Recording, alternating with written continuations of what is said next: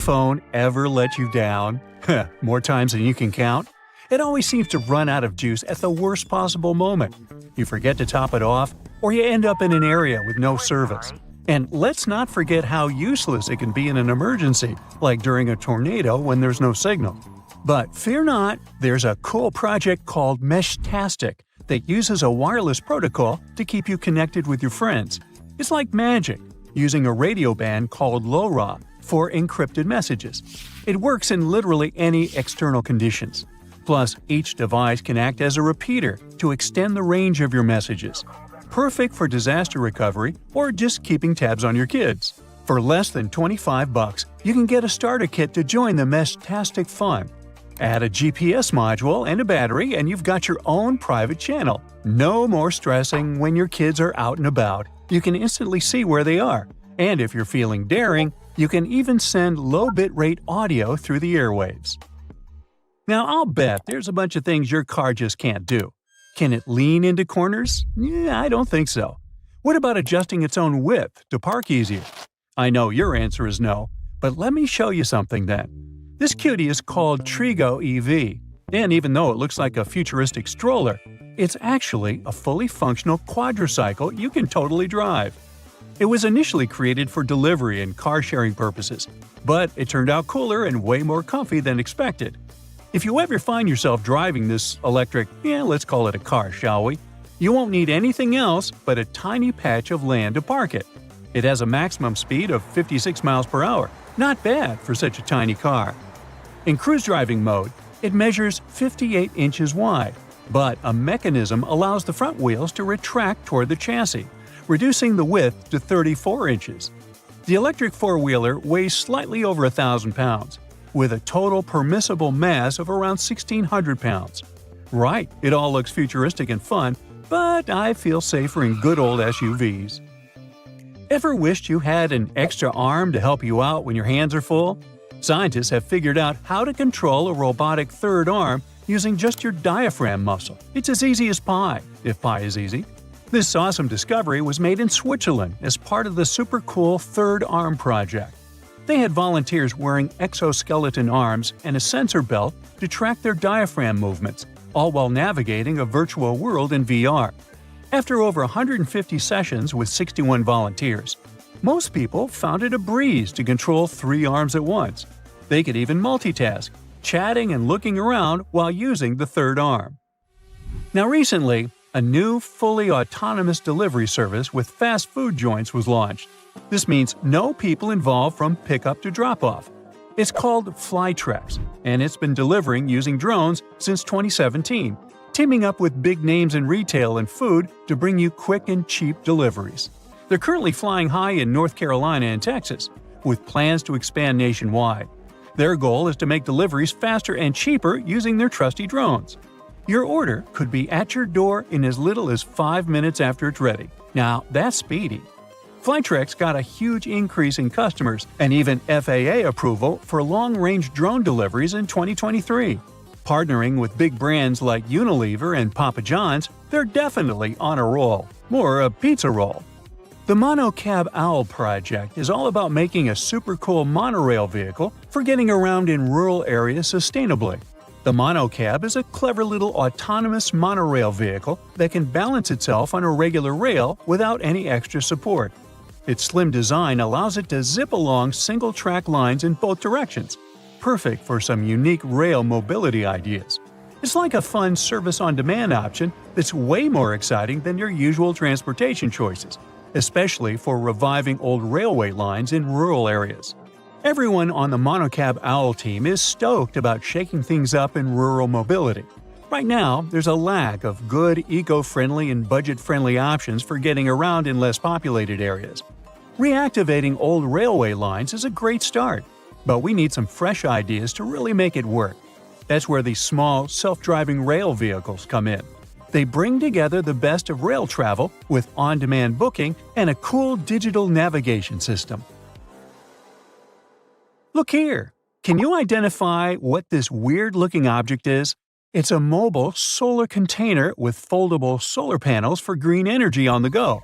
Just pop out the panels, unfold them, and you're good to power up equipment and properties with green energy wherever you are. The solar container can extend up to almost 400 feet in length when fully unfolded and has 240 solar panels. It's perfect for both on- and off-grid uses, like rescue missions and outdoor events. And it only takes about 5 hours to set up. Easy peasy. There's even an automatic conveyor system for easy folding and unfolding of the panels. Just push a button and start harnessing solar power. Solar Kant, the Austrian company that invented it, estimates this mobile solar container can power around 32 households. Virtual meetings are all the rage nowadays. Remote chats are cool, but let's be real, they're no match for face-to-face meetings. We can see each other, hear each other, but it's still pretty flat and 2D. Or, shall I say it was flat? The thing is, HoloBox from HoloConnects is bringing holograms to life. This super cool device lets you project a life-size hologram of yourself or anyone else inside a funky box. Just plug it in, connect it to the internet, and voila! You've got a hologram ready to go. You can even connect multiple boxes to showcase big stuff like cars or anything else. Now, holograms are a massive game changer for remote communication. Imagine chatting with someone and seeing them in 3D like they're right there with you. Plus, it adds a personal touch to presentations, training sessions, ads, you name it. What do you think? Does this look cool or creepy? Check out the latest creation from a rockstar team of engineers at NASA Ames Research Center and KBR, a robot system that can autonomously build structures using lattice blocks. Their paper in Science Robotics explains how these robots and blocks work together to create amazing things. Designed for future lunar missions, these robots can lay down foundations for shelters before astronauts arrive. 3 robots work together to carry and connect blocks with twisty edges, similar to assembling IKEA furniture. They have already built impressive structures, like a shelter made of 256 blocks in just over 4 days. Imagine what they could do on the moon. Experience the interactive pearl sculpture by Breakfast. No food implied, just the name of the company. It's placed on a huge cruise ship called the Icon of the Seas. This stunning creation imitates the ocean's vibes, with rolling waves and shooting stars, each tile placed in a neat Fibonacci sequence. Using real-time data from the Caribbean, this sculpture changes constantly to match the current weather and tides, bringing the ocean to life before your eyes. Yeah, this invention won't change your life, but it's meant to nurture your soul. Have you heard about the Seattle-based startup Jetoptera? They're developing innovative vertical takeoff and landing vehicles with bladeless propulsion systems, promising a future of quiet, safe, and fast urban flight. By 2050, 70% of the population will be living in cities, leading to crowded streets. But Jetoptera's fluidic propulsion system offers a solution, using air pressure technology for silent operation.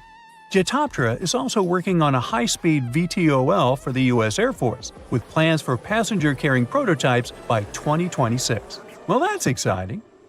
Consider Lake Enigma. What a fitting name. It's already strange enough because it's not even supposed to exist. But now, we stumbled upon actual life deep beneath it. And this just might help NASA in their search for life in outer space. The lake lies deep in the icy heart of Antarctica, so it's not really a water pool like we're used to, more like a lake-like block of ice, or so we thought. Just recently, Italian scientists discovered a secret that had been buried for ages, an actual body of water, and in this water, life is thriving. Various microorganisms, and even some weird little hunters, which is super weird, since Enigma sits in a remote and harsh corner of our planet, the northern Victoria Land in Antarctica. The entire South Pole is cold, but in this place, temperatures can plummet to a horrifying minus 41 degrees Fahrenheit, though on average it's around 7. Chilly. Like we said, this lake shouldn't even be there at all. Antarctica is technically the largest desert on Earth, even though it's covered in snow, because it's super dry. There are 0 rains, truly little snowfall, and the sun barely evaporates anything. And even if there is some water, the insane winds make sure to dry everything out super quickly. Putting on our thinking caps, this lake should lose an unimaginable 7 million cubic feet of water every year. Yet, the water remains. Why? No one knows. Scientists say there could be something deep underground that refills it constantly. They just have no idea what that might be. Maybe deep underground rivers, melting ice, or something else entirely. But hence the name, the Enigma Lake. The block of ice, we mentioned, is permanent and super thick, at least 36 feet of it, and that's higher than a 3-story building. So researchers decided to check out if there's anything beneath it. They used a so-called ground-penetrating radar, a super smart echo detector for the ground. This radar sends invisible radio waves into the earth. When they hit something underground, like rocks, water, or anything else, they bounce back to the device. By measuring how long it takes for the signal to return and how strong they are, we can determine the distance and what exactly the radar hit. That's how animals like bats, whales, and dolphins can see underwater. And we humans stole this cool nature idea to research buried structures and hidden caves. Scientists used this device all over the Enigma surface. This way, they were able to create an entire map of this under-ice world beneath. The water itself wasn't surprising. It's the unique ecosystem in it that shocked them. Unfortunately, no secret monsters or extraterrestrial secrets this time. But there are microorganisms there that may not exist anywhere else on Earth. Somehow, these creatures have managed to survive in complete isolation and extreme cold. It's not that we don't know these microorganisms, we've met them before, just not exactly like this. There are a couple groups hanging out down there. The first one is Bacteroidota. They love breaking down complex molecules, especially in your stomach, and help digest tough plant fibers. They mostly hang out inside us, but in the outside world, we might occasionally find them in soils and oceans. Then Actinobacteriota, genius chemists among bacteria. They decompose organic materials and help the soil get healthier. They're also famous for producing antibiotics, so we owe a lot of our medicine to them. The third one is Pseudomonadota. These guys weren't a surprise. They're crazy adaptable. They can thrive pretty much anywhere, from soil to water to the human body. Some of them are good, helping plants grow and in nutrient cycles, but others can be opportunistic pathogens. Ooh, bad guys. But what is actually a surprise is that Lake Enigma has tons of passibacteria. They're ultra-small even for microorganisms and can barely do anything themselves. So they prefer to live in symbiosis or be little parasites, relying on their hosts for nutrients and other necessities. All these little chompers might be ancient. They could be remnants of a time before the lake froze over completely, which is hundreds of thousands of years ago. It's simply weird to encounter these bacteria in the Enigma Lake, especially the little parasites. Passibacteria usually love low-oxygen environments, but this lake is very oxygen-rich, not even mentioning an almost 40 feet of ice above. So all this means that even though we know who these guys are, this specific species might be new to us. They could have evolved with some unique adaptations and abilities using the lake's unusual chemistry. They probably rely on a super simple and delicate food web. Some of the microorganisms produce energy from light, well, whatever light gets down there, or the lake's chemicals. The symbiosis guys most likely survive by living on or inside their neighbors. Yep, these microscopic creatures hunt each other. Nope, things can't be peaceful even in a place like that. If we find out what their secret to survival is, we might learn more about chemistry, medicine, and even extraterrestrial life. Because if life can endure such extreme conditions, then it can probably appear pretty much anywhere, including our closest neighbors, Europa or Enceladus, the moons of Jupiter and Saturn. They definitely hide oceans beneath their frozen surfaces, and now there's a very high chance there might be some life there. Antarctica must be the closest thing we have to extraterrestrial exploration before we actually land on other planets. It's full of hidden mysteries and surprising creatures. Even outside of Lake Enigma, the South Pole harbors life. Just take the McMurdo Dry Valleys, which are often referred to as Earthly Mars. These are among the most mysterious and extreme places on our planet. They're stretching across Victoria Land in Antarctica, and this is one of the driest places on Earth. Makes sense if you remember the name.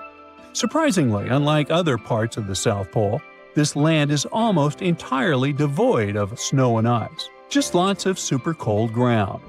There might even be some sand dunes nestled here and there between the rugged mountains.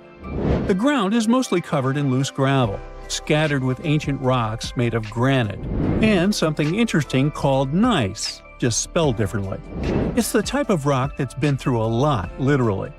It's usually born when granite and sedimentary rocks have to endure insane pressure or horrifying heat for a while, a process called metamorphism. These conditions are so intense that they literally rearrange the minerals into layers. That's why gneiss has such beautiful foliated looks. It's the planet's version of baking a layered cake. It's amazing because this place is almost exactly the way it was millions of years ago. These valleys are frozen in time, and they give us a little glimpse into Earth's distant past. And that includes life.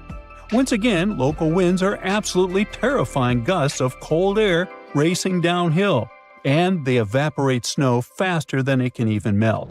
So, logically, you shouldn't find much water here, not even mentioning life. But somehow, you can still stumble across frozen lakes and saline ponds in the dry valleys. And local life stretches all reason and our understanding of biology. It exists inside the rocks themselves. Microorganisms are hidden in slightly moist cracks and crevices. Deep inside, there's endolithic bacteria. These guys are super chill. Instead of moving around like other microorganisms, they always stay put inside their little rocky homes. How do they survive? Through photosynthesis. Just like plants, they take teeny tiny parts of light that gets in crevices and acts like little solar panels, getting energy from the sun. Meanwhile, in another place, beneath the Taylor Glacier, there's bacteria that literally doesn't eat anything. Not comfort, not sunlight, not even oxygen. These guys rely on a diet of dusty rocks and sulfur to fuel their weird metabolisms. By breaking down sulfur and iron, they get energy to sustain themselves. This way, they easily survive in deep seas at sub-freezing temperatures, completely cut off from sunlight, oxygen, and the world itself. This place is fascinating for both its life and the lack of it. In some parts of the valleys, like University Valley, yes, that's what it's called, the permafrost is so harsh that no microbes were found at all. This might be one of the only places on Earth where life appears to be completely absent, a quite scary idea. Anyway, now scientists are thinking about learning more about Lake Enigma and drilling this Mars-like environment. Exactly for that reason, to see how we could get samples from Mars in the future.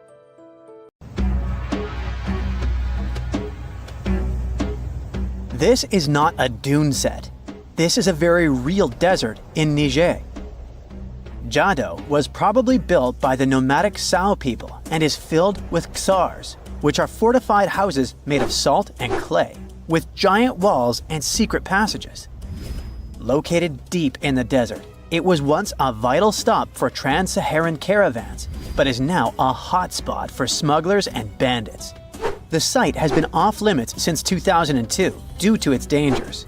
The origin of the ksars remain a mystery. No archaeological studies have been conducted, leaving many questions unanswered. Even today, shifting sands reveal and conceal parts of these ancient ruins, fueling local speculation about what might still be hidden beneath the desert. Speaking of connective tunnels, scientists were blown away by the discovery of lava tubes in Saudi Arabia. These underground passages form when molten lava cools down. Researchers believe that ancient nomadic groups may have utilized these tunnels to survive the super harsh desert climates. While excavating the tunnels, archaeologists uncovered artifacts, rock art, and skeletal remains. The art and animal bones show that the people who used the tunnels were probably sheep and goat herders. They're still piecing together whether these groups lived in the tunnels for extended periods or just used them as temporary shelters. The Great Pyramid of Giza has been standing for thousands of years, but it's still hiding secrets. Using special scanning technology, scientists found two hidden structures under an ancient burial ground. The first is a shallow L-shaped structure, and below it is a much larger space that could be a final resting place or a chamber. The smaller structure was filled with sand on purpose, while the deeper one might be an empty chamber. Experts believe the two are connected, possibly as an entrance leading to a secret chamber. This is big news because it might give us some more insight into who built the pyramids and why. The world is full of ancient writing, but some messages refuse to give up their secrets, like the mystery of the Bashplemi tablet. This unusual stone, pulled from a lake in Georgia, is covered in symbols no one can read. Even with modern technology, experts are completely stumped. The tablet is about the size of a book, with 60 symbols carefully carved into its surface, but 39 of them don't match any known language. Some resemble scripts from ancient civilizations in the Middle East, India, and Egypt, but none are an exact match. To make things even trickier, part of the tablet is broken off, meaning a piece of the puzzle is missing forever. To rule out a hoax, scientists studied the tablet closely. They confirmed it's made of vesicular basalt, an extremely tough local rock. Whoever carved these symbols must have been really skilled. Based on similar archaeological finds, experts believe the tablet could date back thousands of years, possibly to the late Bronze or early Iron Age. Some symbols repeat, which could mean they're numbers. Maybe it's an inventory list, a record of battles, or even an offering to the deities. Until someone cracks the code, the Bashplemi tablet remains an unsolved mystery from the depths of history. Experts are still stumped with what this Minoan disc might mean.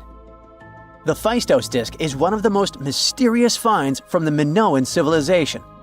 This 6-inch clay object, discovered in 1908, has strange spiral markings that no one has fully decoded yet. The disc has 241 symbols on both sides, showing everything from people and animals to tools and plants. Experts have come up with many theories about what the symbols mean. Some think it's an early form of Greek. Others suggest it's a prayer or a hymn. And some even believe it could be a letter from a king in Anatolia to a Greek ruler. Let's see who will be the first to figure this out. It's always a fun day at an archaeologist's office when they find something as big as a 2,000-year-old marble head. A French archaeologist mission went digging inside an old medieval house near Alexandria in Egypt and found a statue's head depicting an old, possibly ill man. This statue dates from the last Egyptian dynasty before it became part of the Roman Empire, and the site where it was found is associated with the likes of Cleopatra and Mark Antony. For archaeologists, even the smallest finds at this site means a lot. You've heard of Lucy, right? The Australopithecus that was an early ancestor for us humans. Well, scientists found some of her species' footprints somewhere in Tanzania. The so-called Laetoli footprints are over 3 million years old. The trail stretched 88 feet and has about 70 footprints, left behind when a bunch of early humans walked across some wet volcanic ash. What's cool is that these early humans were already walking on 2 feet, like us, not all hunched over like apes. The close spacing of the prints shows they probably had short legs and a shorter stride than we do today. In an ancient Egyptian temple, archaeologists uncovered a shrine unlike any other, a place dedicated to falcons and 2 mysterious deities, One deity had a falcon's head, while the other wore a crown with a sun disk and cow horns. But the most baffling discovery was an inscription that read, "It is improper to boil a head in here." At the heart of the shrine, there are 15 headless falcons carefully arranged on a pedestal, likely as offerings to the falcon-headed deity. One theory suggests the birds were boiled first, perhaps to pluck their feathers, before being placed in the shrine, following the strange rule carved into stone. Archaeologists also found a 13-inch iron harpoon nearby. Its true purpose remains unknown, although the shrine also held remains of fish, mammals, and bird eggs, suggesting that the rituals may have included feasting. And speaking of ancient Egypt, meet Hathor. Scientists named her after the ancient Egyptian deity of motherhood, music, and singing. This wooden statue, housed at the Metropolitan Museum of Art, was thought to be just a beautiful artifact, until a surprising secret was uncovered. Using an X-ray machine, experts found a mechanical operating system inside it, with pulleys and axles connecting her shoulder to her left leg. When activated, the system made her hand raise and lower, an engineering marvel from over 3,000 years ago. The statue was created during Egypt's Middle Kingdom, around 1800 BCE, and is often compared to 19th century automata due to its advanced design. It's believed the statue was used in religious ceremonies, symbolizing Hathor's role in dance and music. An unexpected discovery happened in northern Kuwait, where a Kuwaiti-Polish team uncovered a mysterious 7,500-year-old statue. The statue features an elongated skull, no mouth, narrow eyes, and a flattened nose. This feature is thought to be an Ophidian figurine, named after the Greek word for snake, and it was likely made by the Ubaid culture, a civilization known for their pottery skills. While no one knows exactly what role this weird statue played, it might have been linked to rituals or symbolic practices. Some scientists think these figurines, found in homes or final resting places, were tied to important cultural beliefs. We couldn't mention unresolved mysteries of this world without speaking about these elongated skulls. In the deserts of Peru, researchers uncovered 5 ancient skeletons, 2 with unnaturally elongated skulls. While head shaping was common in many cultures, these skulls defy explanation.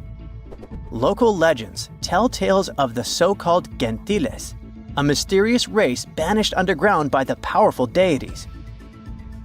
Some say this is what the skulls represent.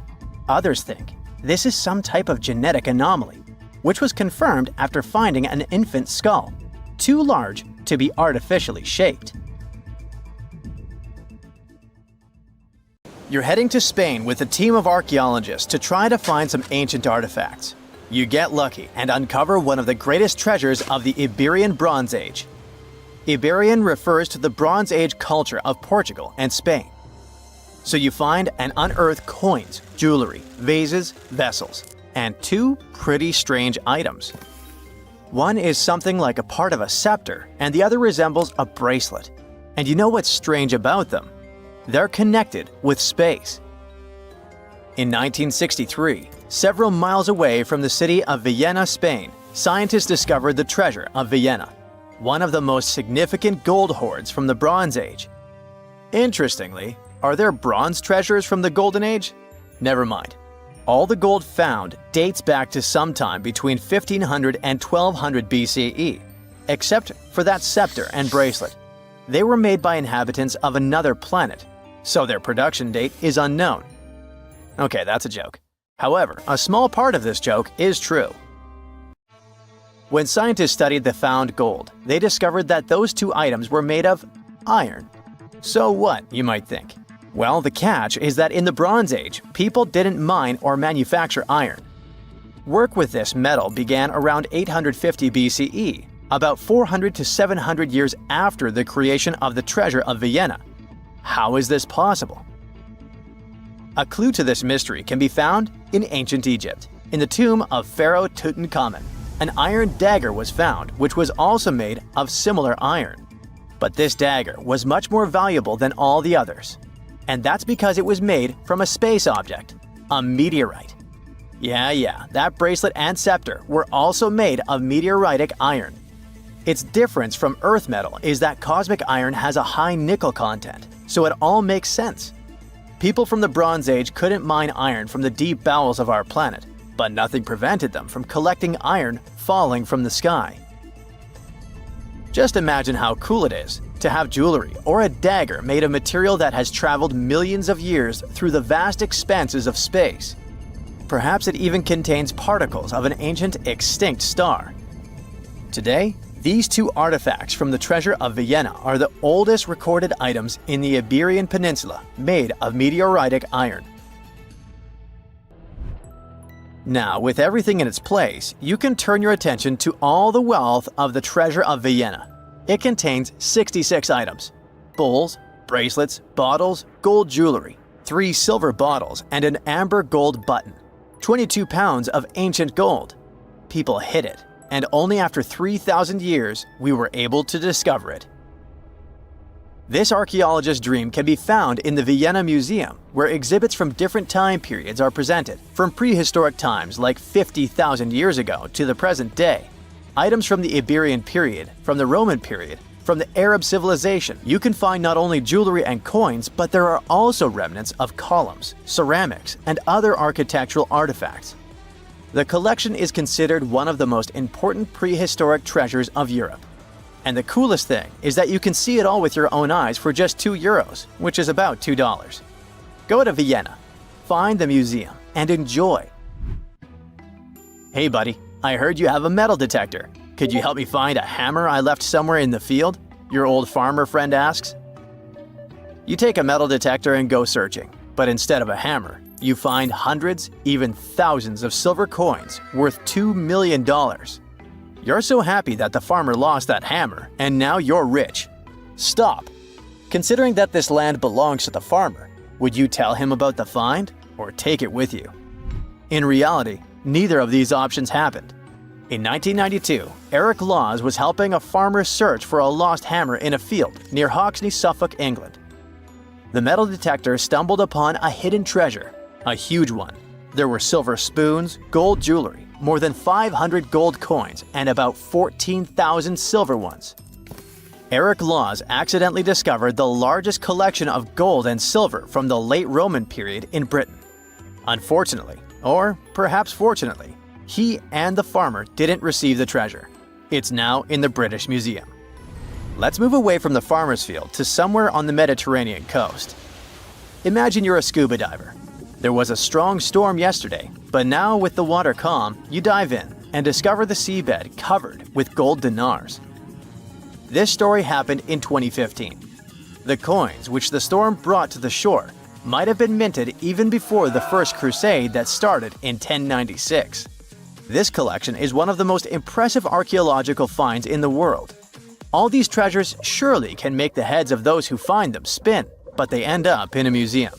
And that's a good thing, because such wealth can drive a person crazy. A metal detector and a diving suit helped people discover ancient treasures. What's next? How about a dog? Yes, it could be perhaps a great replacement for a metal detector, by the way. So in 2013, 2 people were walking their dog in Northern California on their property. Suddenly, they discovered a rusty can filled with coins minted from 1847 to 1894. There were about 1,500 coins, and they all were gold. Another chance for a carefree, rich future? Not this time. The find caused a lot of controversy among specialists. There was one version, according to which these coins could have been stolen from the US Mint. But later, the US Mint debunked this suggestion as they'd never had this gold in their storage. Anyway, it's interesting what the point was in hiding it all in someone else's yard. Some thief risked their freedom and life to get rich. When they succeeded, they just hid the coins as if they never existed. What a strange deal. Coins, jewelry, meteorite items, it's all cool. But let's end our video with something grand and epic. Archaeologists were conducting research near the Mediterranean coast of Egypt and discovered a treasure trove. inside a sunken temple and sanctuary. Despite the waves, earthquakes, and seawater, the massive find was preserved in a not bad condition. The temple was built a very long time ago and collapsed in the middle of the 2nd century BCE.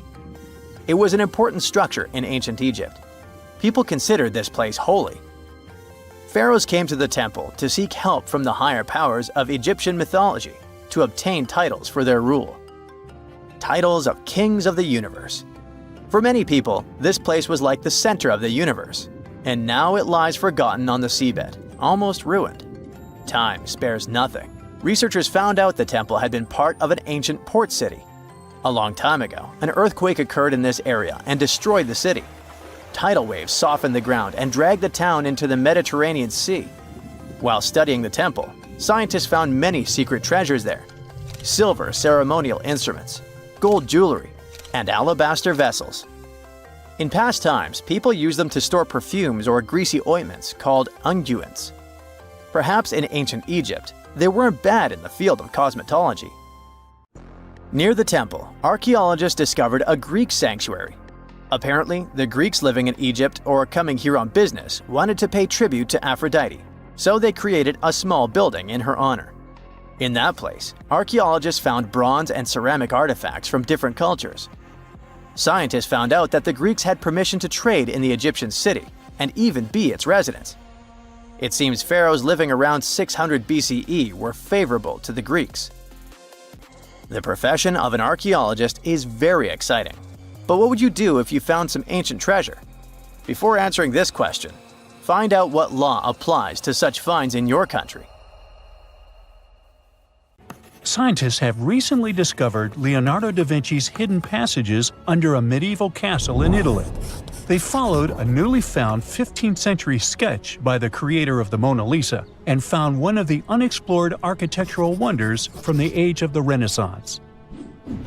Construction of the Sforza Castle started back in 1358, but it was destroyed about a century later during a local crisis.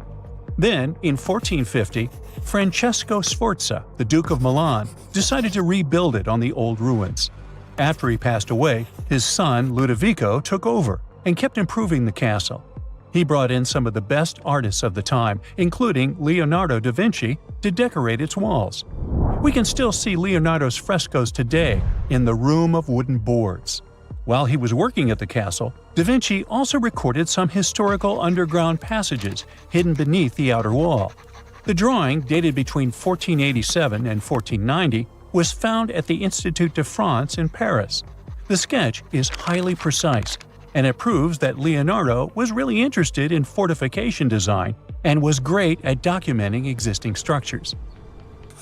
Historical records show that Ludovico ordered the building of an underground passageway that led straight to a basilica, where his wife was buried.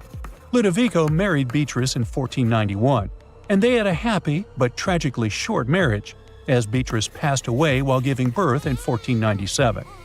The Duke locked himself away for weeks, grew a beard, and wore only black clothes while he was mourning his beloved wife. The secret tunnel may have stretched over a half a mile and would let Ludovico visit her grave in private. It could have served as an escape route if the castle was ever under siege. The existence of the tunnels remained one of the mysteries of the Renaissance for years, as no one knew for sure they were there.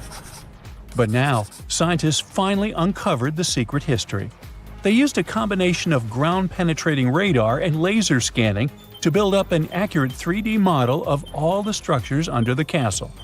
They found the tunnels da Vinci alluded to in his drawings, and it looks like they may have only been a small part of a whole system of historical underground passages. The goal is to create a complete digital twin of the castle that will not only show all the preserved constructions, but also the ancient ones that are no longer visible.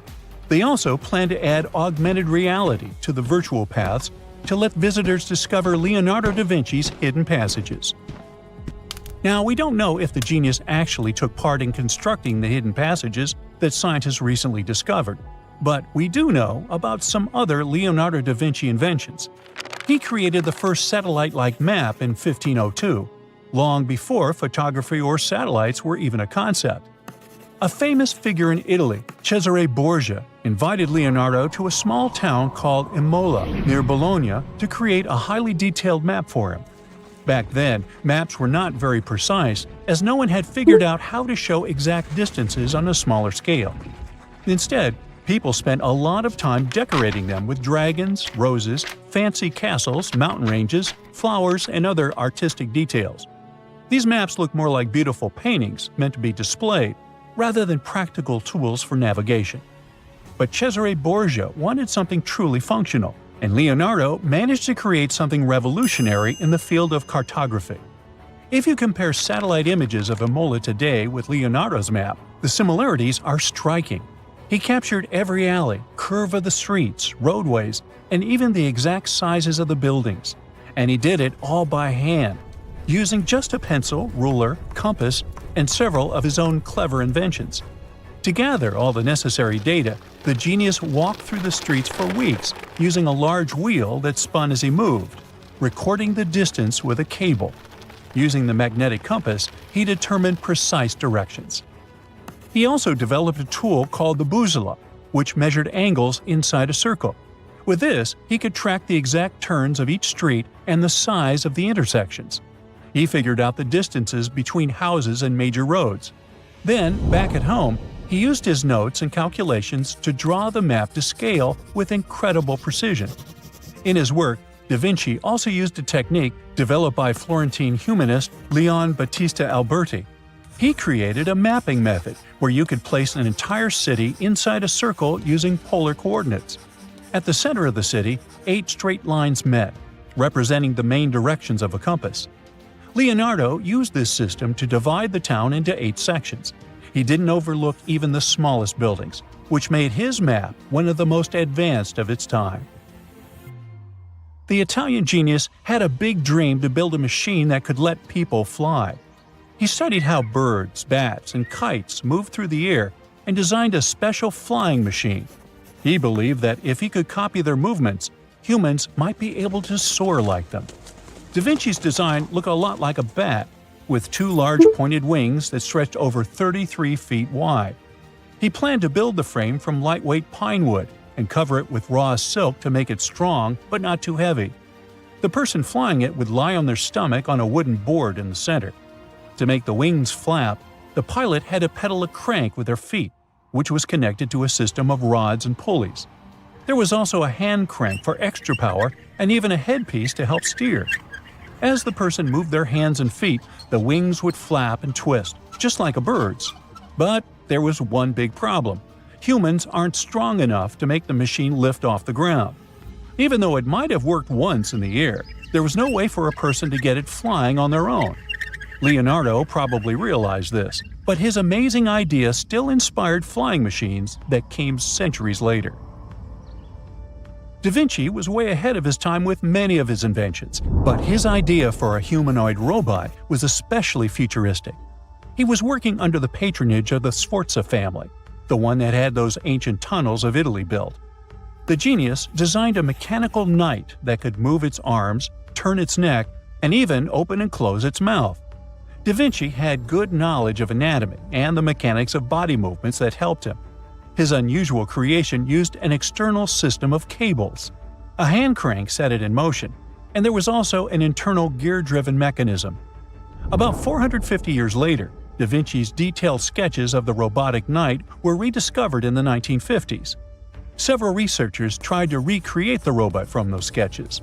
In 2002, a roboticist who developed systems for NASA and Lockheed Martin took inspiration from the old notes and built a functioning model of Da Vinci's robotic knight.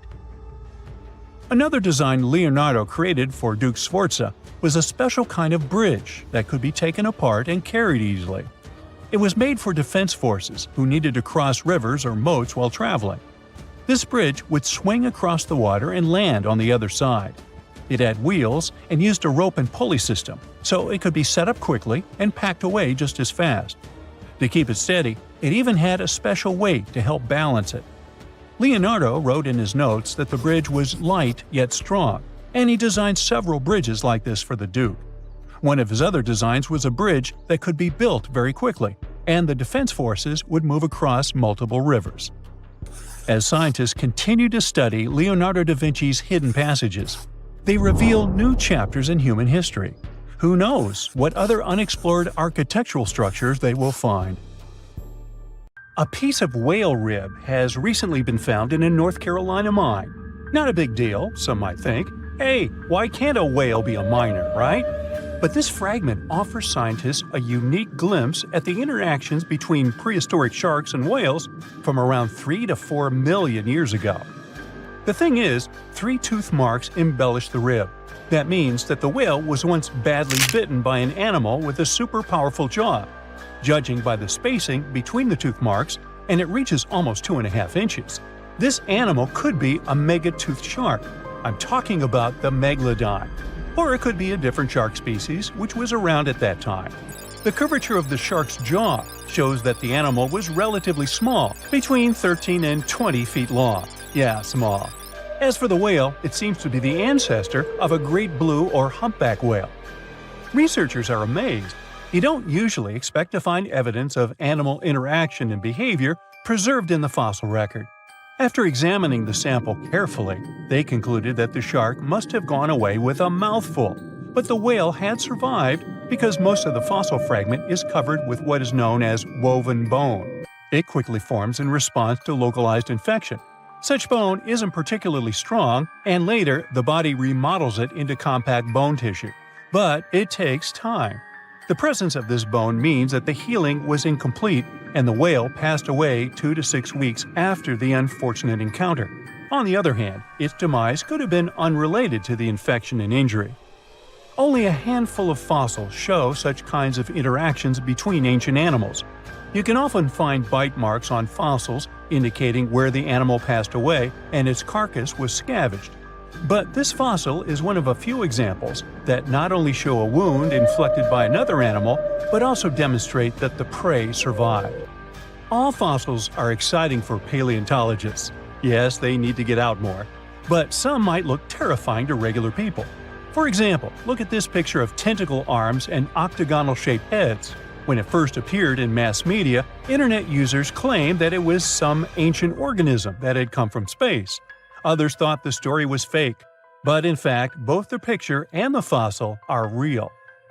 The fossil is known as a mortality plate, a fossilized representation of a mass extinction event of one or several species. The fossil actually contains more than a dozen specimens of a type of marine organism called a crinoid. Despite their looks, crinoids were not plants but marine animals. This particular species lived deep underwater on the seafloor. Crinoids were related to starfish, sea urchins, and brittle stars. These creatures could attach themselves to the seafloor with stalks made up of flexible porous discs connected by soft tissue. The stalks were hollow, and that's where the animal's nervous system was located. Crinoids absorbed oxygen through thin-walled tube feet. The creatures usually reached the length of more than 8 inches and had 5 arms lined with leathery-looking tentacle-like structures. They fed on plankton and sloughed off organic material. Now, even though these fossil finds seem to be super exciting, few creatures in the fossil record confuse scientists as much as the Tully monster. This curious sea creature sported a toothy, trunk-like snout and eyes splayed out on a rigid rod. But the most bizarre thing? It has been impossible to classify. Researchers have been considering a variety of organisms, for example, segmented worms, swimming slugs, and primitive eel-like creatures, since the monster was discovered in 1966. Recently, they have even tried to connect it to some species of jawless fish with a backbone-like structure. A team of scientists from Japan has used high-resolution laser scanners to examine the anatomy of Tully monster fossils in 3D. They concluded that the enigmatic fossil might be an invertebrate after all, and still, the true identity of the creature remains elusive.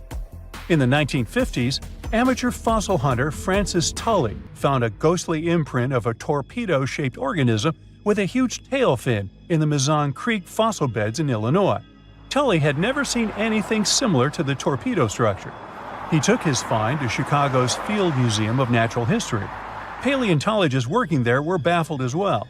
Since then, scientists haven't been able to determine where the creature fits on the phylogenetic family tree, or where they should spend Thanksgiving. In 1741, An explorer and captain named Vitus Johansen Bering led an expedition to map the coast of Alaska. The ship he was on got shipwrecked on what later became known as Bering Island, and they got hungry. Half the crew survived thanks to the discovery of an extremely large sea cow. With the meat of these animals nourishing them, the sailors managed to build a small ship from the wreckage and return home. On their way back, a scientist who was among them spent his time documenting the animals and plants they had found.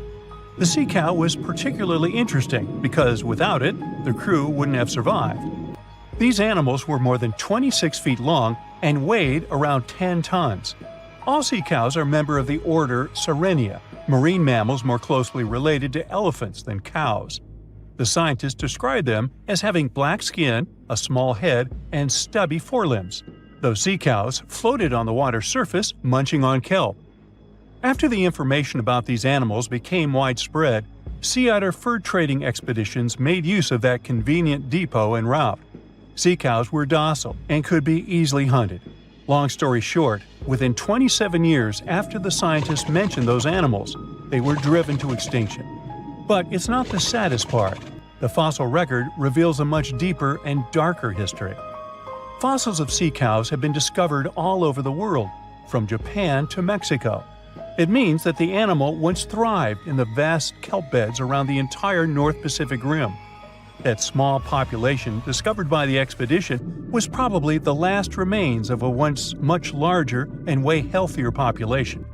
More likely, Aboriginal hunting had already reduced the numbers of these animals to near extinction levels, and the final blow came from Western hunters. The living close relatives of those ancient sea cows are rarely hunted today. Still, they're under threat of extinction themselves. To some, this amazing fossil might look a bit disturbing. Slaves' lentils are fossils that belong to animals called nummelites. They lived and thrived in a warm, shallow sea covering part of Egypt around 40 million years ago. The name nummelites hints at the fact that larger specimens resemble coins, and in Egyptian folklore, they're even referred to as angel's money. These creatures have a simple, single-celled structure, which contrasts with their super intricate skeleton. Look at this series of spiral overlapping whorls. Each whorl is divided into countless tiny chambers. Nummelites can grow to be 4 inches in diameter, and still, they are the fossils of single-celled animals related to amoeba. How and why did they grow to be so large? The reason could be their symbiotic relationships with other smaller organisms. In the case of modern species, such symbionts are tiny golden-brown single-celled algae called diatoms. The shells of nummelites are relatively transparent, and since they're flat, there's a large surface area for the light needed for the diatoms to photosynthesize. For some reasons, scientists are still debating about them. The presence of plant symbionts in animals dwelling in the sea encourages the growth of a calcareous skeleton in hosts. So, the gigantic size of the nummelites in Egypt could be due to their close relationship with symbiotic diatoms. Does that make sense? Fun fact: a species of nummelites evolve very fast, and their fossils change from one layer of sediments to the next. So, the limestone used for the pyramids of Giza are so packed with such fossils that it's known as nummulitic limestone. This limestone also contains 2 kinds of nummelites, the smaller slave's lentils and the larger angel's money. But those are not different species, but rather different stages in the life cycle of a single species. We all grew up believing that Stonehenge is the world's most ancient observatory, but now it has some serious competition for the title. Nabta Playa was built more than 2,000 miles away in southern Egypt, and thousands of years before Stonehenge and even the pyramids of Giza. In 1973, a Bedouin guide stumbled upon a strange group of huge stone formations while crossing the Sahara Desert. He led American archaeologist Fred Wendorf to the site, located about 60 miles from the Nile. Wendorf's friend and colleague claims the team found the stones while stopping for a bathroom break in the desert. Either way, what they found changed history. At first, Wendorf thought the stone structures were just natural formations. But then it hit him. This area was once a lake, meaning no natural rocks should even be there.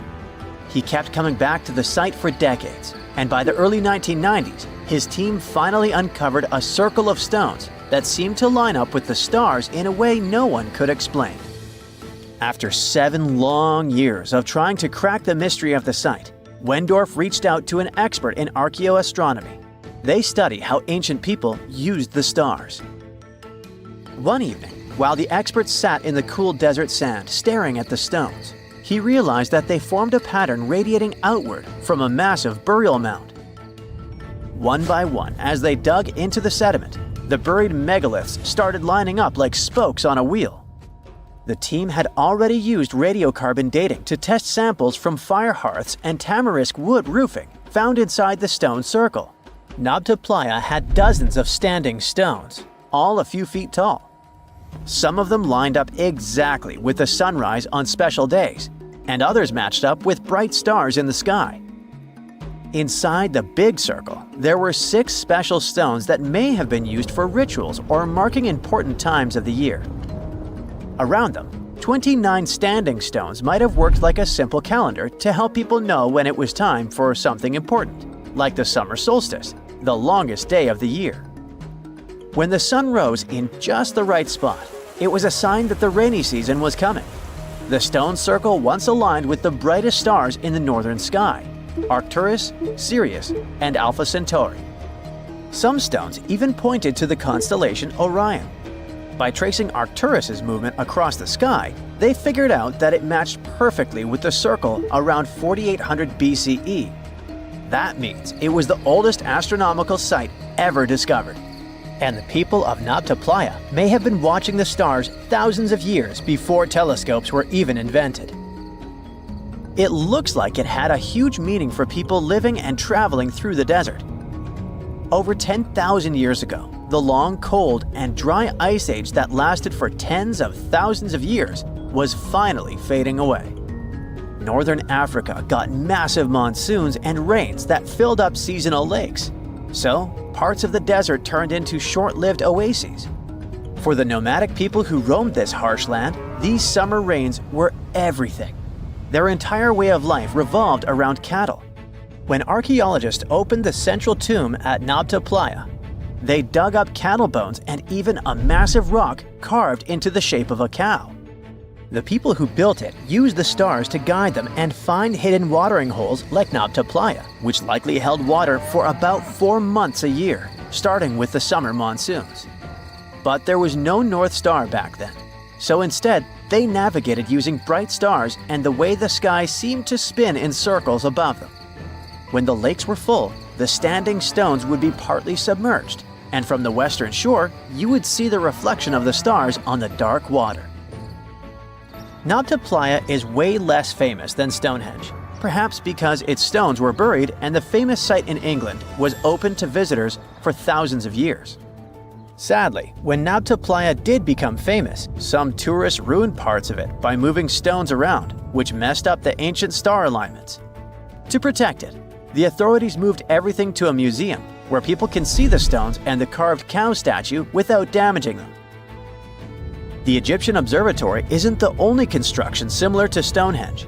It has versions that were used for different purposes, from Germany and France to the US and the Andes in northern Peru. This last one is actually one of the oldest big structures ever built in this region. The circular plaza is made of 2 giant stone walls arranged in a ring. It was likely used for ceremonies and gatherings. Scientists have carbon dated it to be about 4,750 years old, which means it was built before the Great Pyramids of Egypt and Stonehenge. The plaza had 2 entrances and a special layer of clay, soil, gravel, and charcoal underneath. It was carefully planned and built. Archaeologists also found ceramic pieces, quartz crystals, and gemstones at the site, so it was definitely a special place. People visited it for centuries, but at some point it was sealed off, probably because of changing beliefs and traditions. The most recent discovery was the remains of a large timber circle roughly the same age and with parallels to Stonehenge, all the way up in Denmark. This open-air structure, was likely part of a special area where prehistoric people from the late Neolithic and early Bronze Age gathered for rituals and ceremonies. The circle was made up of 45 giant wooden posts, forming a huge ring about 100 feet wide. The wood is gone now, but scientists believe tall timbers once stood in the holes and created an impressive wood henge. No one knows exactly what these circles were used for, but archaeologists have found animal bones and food remains at similar sites. So people probably used to gather there for feasts and rituals. In 2024, scientists found 2 ancient stone circles from the Neolithic period in Dartmoor National Park in England. Some archaeologists believe they might form a sacred ark. Many of Dartmoor's stone structures were built in a curved shape on the high ground in the center of the area. A long time ago, Dartmoor was covered in forests, so people may have used the high ground as important markers. One of the newly found circles fits inside this ark, but the other one is outside of it, to the north. This could have been an entrance point into the ark. There's also a raised bank of earth near the stones, which looks similar to other famous Neolithic sites, like the Ring of Brodgar in Scotland and Stonehenge itself. This means the people who built these circles may have visited Stonehenge or been inspired by it. Archaeologists in Oman found ancient stone monuments called tralith, which got the nickname Arabian Stonehenge. They were finished about 2,000 years ago, but no one knows for sure who built them or why. Scientists also found stone hand axes that are incredibly old, between 300,000 and 1.3 million years old, from the time when the first humans left Africa. At another site in central Oman, archaeologists discovered a Neolithic tomb from around 5000 to 4600 BCE. There are 2 chambers with the bones of dozens of people inside beneath a giant megalithic structure. Nearby, they also discovered rock carvings that were made by people who lived in the area. And then there is another Stonehenge look-alike, this time in Saudi Arabia, that was used as an apartment complex thousands of years ago. Archaeologists discovered a total of 345 stone circles by looking at aerial photos of a lava field. Each circle is between 13 to 26 feet and has at least one large standing stone in the middle. These structures still have remains of stone walls and doorways. Stone circles like Stonehenge are often linked to ceremonies and rituals, but scientists say that many early houses were actually built in round shapes, and rectangular homes only became common much later in history. Being afraid of the ocean is a very understandable fear. We have it in our genes. In the past, humans had to avoid certain dangerous situations, like big animals and deep bodies of water, in order to survive. Plus, we've only explored 5% of the oceans, so we never know what we can stumble upon there. In regular conditions, GoPro is just a camera. But if you find it lying at the bottom of a 400-foot pit in the middle of the Caribbean Sea, that will make your blood run cold. I know 400 feet may not seem like much, but a person who is deep diving for fun usually can swim from 59 to 98 feet deep only, unless they're a professional diver. But say you made it to that pit and retrieved that GoPro. That would have still been fatal to you. In this specific hole where the camera was found, there would be a layer of hydrogen sulfide, a very dangerous and foul-smelling gas, at the mark of 300 feet. The gadget was 100 feet lower, alongside its owners, 2 long-lost explorers. To this day, very few people manage to dive this deep and go back unscraped. In fact, the deceased explorers were found only with the help of submarines. Now, you might be curious about the content of the GoPro. In stories like this, we expect proof of foul play or sinister footage. But the only thing found there were the images of happy times the explorers had during their trip. A sad ending to a vacay. Now, in deep waters, you can also find many species that seem to be otherworldly, but in a cute and interesting way, like the alien sponge. This fun little fella is a sponge first seen near the Mariana Trench in 2016. It's actually part of an ecosystem dubbed Forest of the Weird. Okay, this makes it sound a bit creepy. And what adds to the weirdness is the fact that the alien sponge had two little holes that resemble little eyes, so like it's peeking at you. Ah, another fun fact? The skeleton of this type of sponge is made of glass. And if you're afraid of cockroaches, I'll let you take a deep breath here. Ready? Cool. Because on the ocean floor, there are more than 20 different types of giant isopods, beetle lookalikes, that can be as big as 14 inches. Yikes! But fear not, these guys usually roam the ocean floor for food. So, unless you dive 7,000 feet, which we've just seen is not possible, you won't run into them. Now, despite the horror movie name, the bloody belly comb jelly is actually a fascinating creature you can also find in the ocean. They live in the twilight zone of the ocean, which is between 820 and 4,900 feet below sea level. Pretty far from where you usually soak your feet. But what's so cool about this jelly is its color. Because in the twilight zone, the light is very scarce. Many animals either emit a faint glow, like the anglerfish, or create a camouflage. The jelly here is blood red because, in the pitch-black darkness of the ocean, other animals won't see it digesting colorful bioluminescent prey inside its stomach. Besides, the jelly has a row of combs that spark a very beautiful iridescent light. Beautiful and lethal. Humans also have their fair share of contribution to the weird fest that is the ocean floor. Depending on where you swim, you might just find parts of rocket engines used during the Apollo program. Now, when a rocket is launched into space, parts of it are dropped into the ocean where it runs out of propellant, making the rocket itself lighter.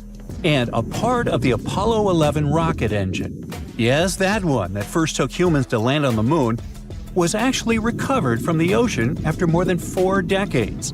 And you can see it at the Museum of Flight in Seattle. Not a space fan? Well, there's something for the Oregon Trail lovers too.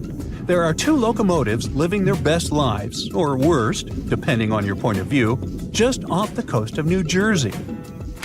They're from the 1850s and are sitting under 90 feet of water. They probably fell off of a transportation ship during a rough storm, or were intentionally pushed over the barge so that the ship didn't sink. Most of these things can only be seen while diving, but worry not. Even if you have a lingering fear of the deep ocean, you can still find weird things by simply walking on the beach. Look at these bizarre Garfield landline phones washed away in Brittany, France. The French have been having bizarre encounters with the sarcastic orange cat since the 80s, and it took about 30 years for French farmer René Morvan to come forward with a simple explanation. A shipping container with Garfield merchandise got stranded in the sea, only to find its final resting place in a sea cave. We bet Brittany locals are still haunted by the creepy smile of that landline phone. And just like a storm uncovered the Garfield secret stash, it also moved a few ships that sank more than 600 years ago. But this is not a simple Titanic story. It actually sounds more like Pirates of the Caribbean, because when the storm moved those old ships, authorities from Caesarea found 2,000 gold coins, some silver and bronze coins, gemstones, and rings. It was a bigger treasure than a dragon could hoard. But don't get your hopes up. Even though most of the underwater archaeological zones in this region are open to divers, these treasures are safely tucked away in a museum. Speaking of pirates, and I was, another weird thing you can find chillin' in the ocean is the pirate city of Port Royal, Jamaica. In 1692, the city was devastated by an earthquake, followed by a tsunami. A really bad twofer.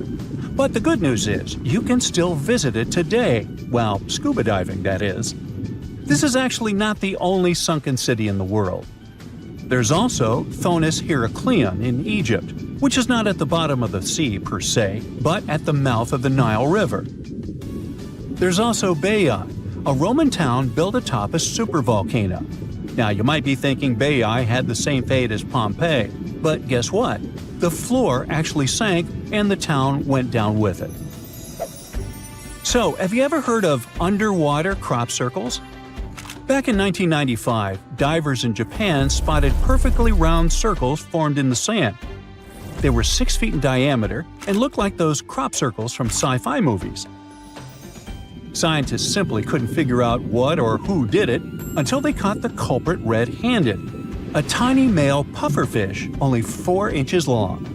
This little guy uses its body and fins to draw circles and squiggles and decorates his creation with seashells and corals. It takes the fish about a week to do so. All this hard work is part of a mating ritual, and if a female pufferfish likes the art, she will lay her eggs there, right in the center.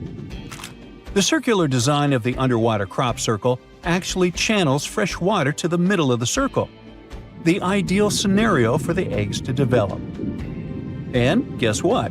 After she lays the eggs, the female pufferfish leaves, and it's the male that tends the eggs. But just in case fishes are not your thing, we can also offer you a cargo of rubber duckies, turtles, beavers, and frogs, 28,000 of them to be exact. These bath toys were traveling from China to the US, but much like our friend Garfield, were caught in a storm in 1992. From the North Pacific, our friendly duckies and beavers made their way to the UK by 2007. But some were bolder and traveled to Australia, Indonesia, Chile, Hawaii, and even Alaska. Now, have you ever seen a strange thing washed up by the beach? Let us know in the comments. Bye. 2 sailors were traveling not far from the infamous Bermuda Triangle when they noticed a boat that seemed to be moving by itself. The sails on it were down and the motor wasn't running. One of the men was Matt Rutherford, the first man to ever sail non-stop on his own around North and South America, who has seen a lot during his voyages. But this one was spooky even for him. An awfully abandoned boat that could be hiding scary things inside. Rutherford still decided to approach and inspect the vessel to see if there was someone aboard who needed help. This story happened in 2013.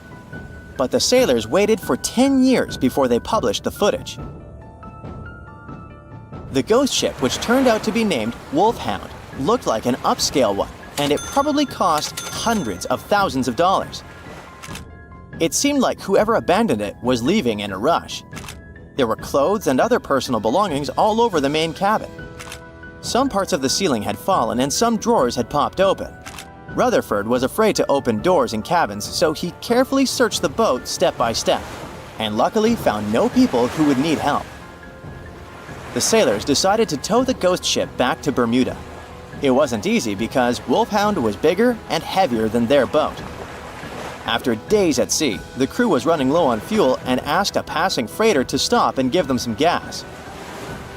They kept pulling Wolfhound with just sail power until the tow line got wrapped around the rudder, and they realized they could get stranded in the Bermuda Triangle. So they had to abandon the ship. After another 23 days in the Atlantic, they finally reached Bermuda.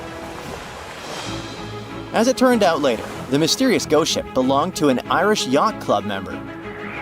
It got caught in a storm with waves that were 20 feet high and super strong winds, and couldn't continue its voyage. A Greek cargo ship rescued the crew, but they had to leave the ship. Rutherford and his crew found the yacht 9 weeks later. Wolfhound is one of more than 50 ships and 20 planes that disappeared in the Bermuda Triangle since the mid-19th century. The first ship, at least officially documented, was the USS Pickering. It departed from Delaware to the West Indies in 1800.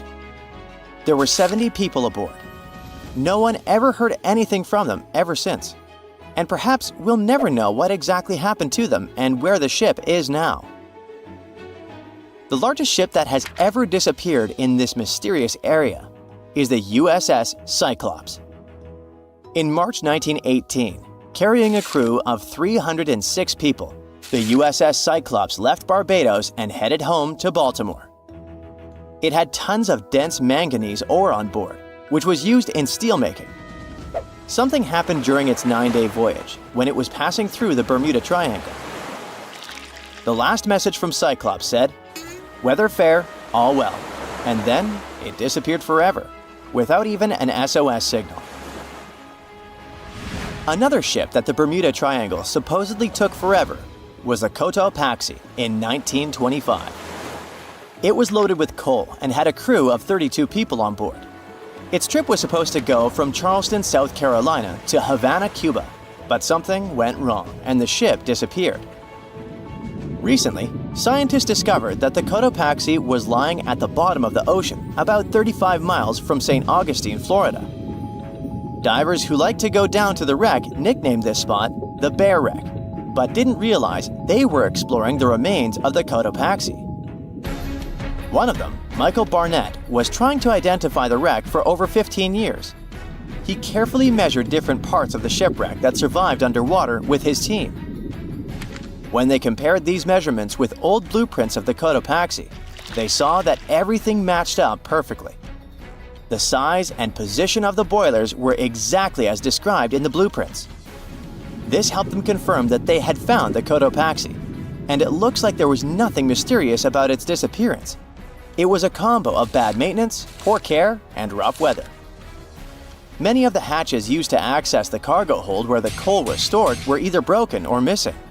This meant that if the ship ran into a storm, water would easily get into the cargo hold, and the ship would get unstable and sink. As the Cotopaxi sailed off the coast of Florida, it met a tropical storm. Just before it disappeared, it sent out a distress call. It was near St. Augustine, so all the puzzle pieces fell into one place. People have come up with all kinds of ideas to explain what might be happening in the Bermuda Triangle. The wildest one is that spaceships from other planets are taking these ships and planes away. Or maybe it has something to do with the lost city of Atlantis, a legendary underwater city. But there are also more rational explanations, such as the fact that this area often has wild and unpredictable weather, with sudden storms and water spouts. For hundreds and hundreds of years, sailors have told stories about giant rogue waves that seem to come out of nowhere in the open ocean. It sounded like a tale in the past, but in the last 20 years, satellites have spotted these freak waves, some of them reaching over 100 feet tall. Storms from the Gulf of Mexico can hit the Bermuda Triangle area and create such rough and unpredictable waves. Scientists built a model of the USS Cyclops and put it in a wave simulator. They say that even a rogue wave 50 feet tall would be enough to flip over that ship. It had a flat bottom and was less stable and more likely to tip. There are also lots of hills and deep valleys on the ocean floor, which can be dangerous if a ship isn't navigating carefully. Sometimes things can go wrong with engines, communication systems, or other equipment. If a plane or ship has a mechanical problem far from land, it can be really hard to get help quickly, especially if rescue teams are far away. The Bermuda Triangle also has magnetic anomalies, so in some parts of it, the compass might point in the wrong direction. And then there are human mistakes, like misjudging distances, making wrong turns, or not listening carefully to directions. This is what happened to Flight 19, a group of planes that went missing. The leader of the flight, Lieutenant Charles Taylor, decided to fly into bad weather without all the equipment they needed. He was also tired, so it was really hard for him to make good decisions. Disappearances in the Bermuda Triangle don't really happen more often than in other parts of the Atlantic Ocean, where a lot of ships and planes travel. They just attract more attention and talks. You still won't find the Bermuda Triangle on any map, and it doesn't have official borders. So we might never be able to solve its mystery because we can't be sure it even exists. But maybe we need to be worried about another Bermuda Triangle, the one up in space. This space triangle doesn't make things completely disappear, but it messes with the equipment on the spacecraft, causing glitches and makes things stop working for a while. The Bermuda Triangle of Space, which is more officially known as the South Atlantic Anomaly, is a unique area above the Earth that stretches over parts of South America and Africa, from Chile all the way to Zimbabwe. It sits right where a part of Earth's magnetic shield is weaker than usual. When a satellite passes through this area, thousands of high-energy particles, especially protons, hit every square inch of it every second.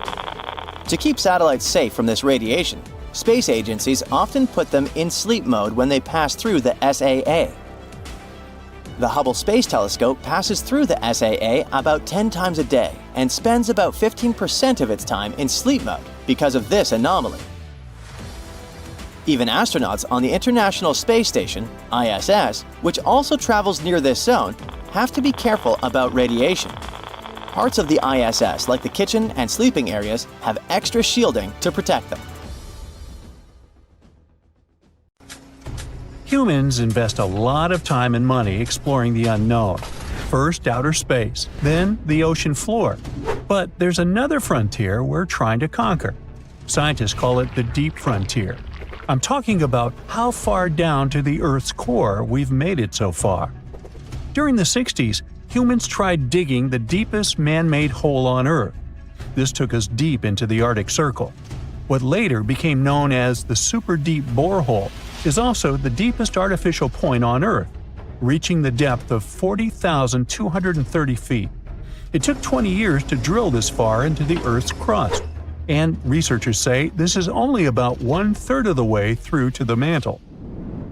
Here's a quick anatomy of our planet.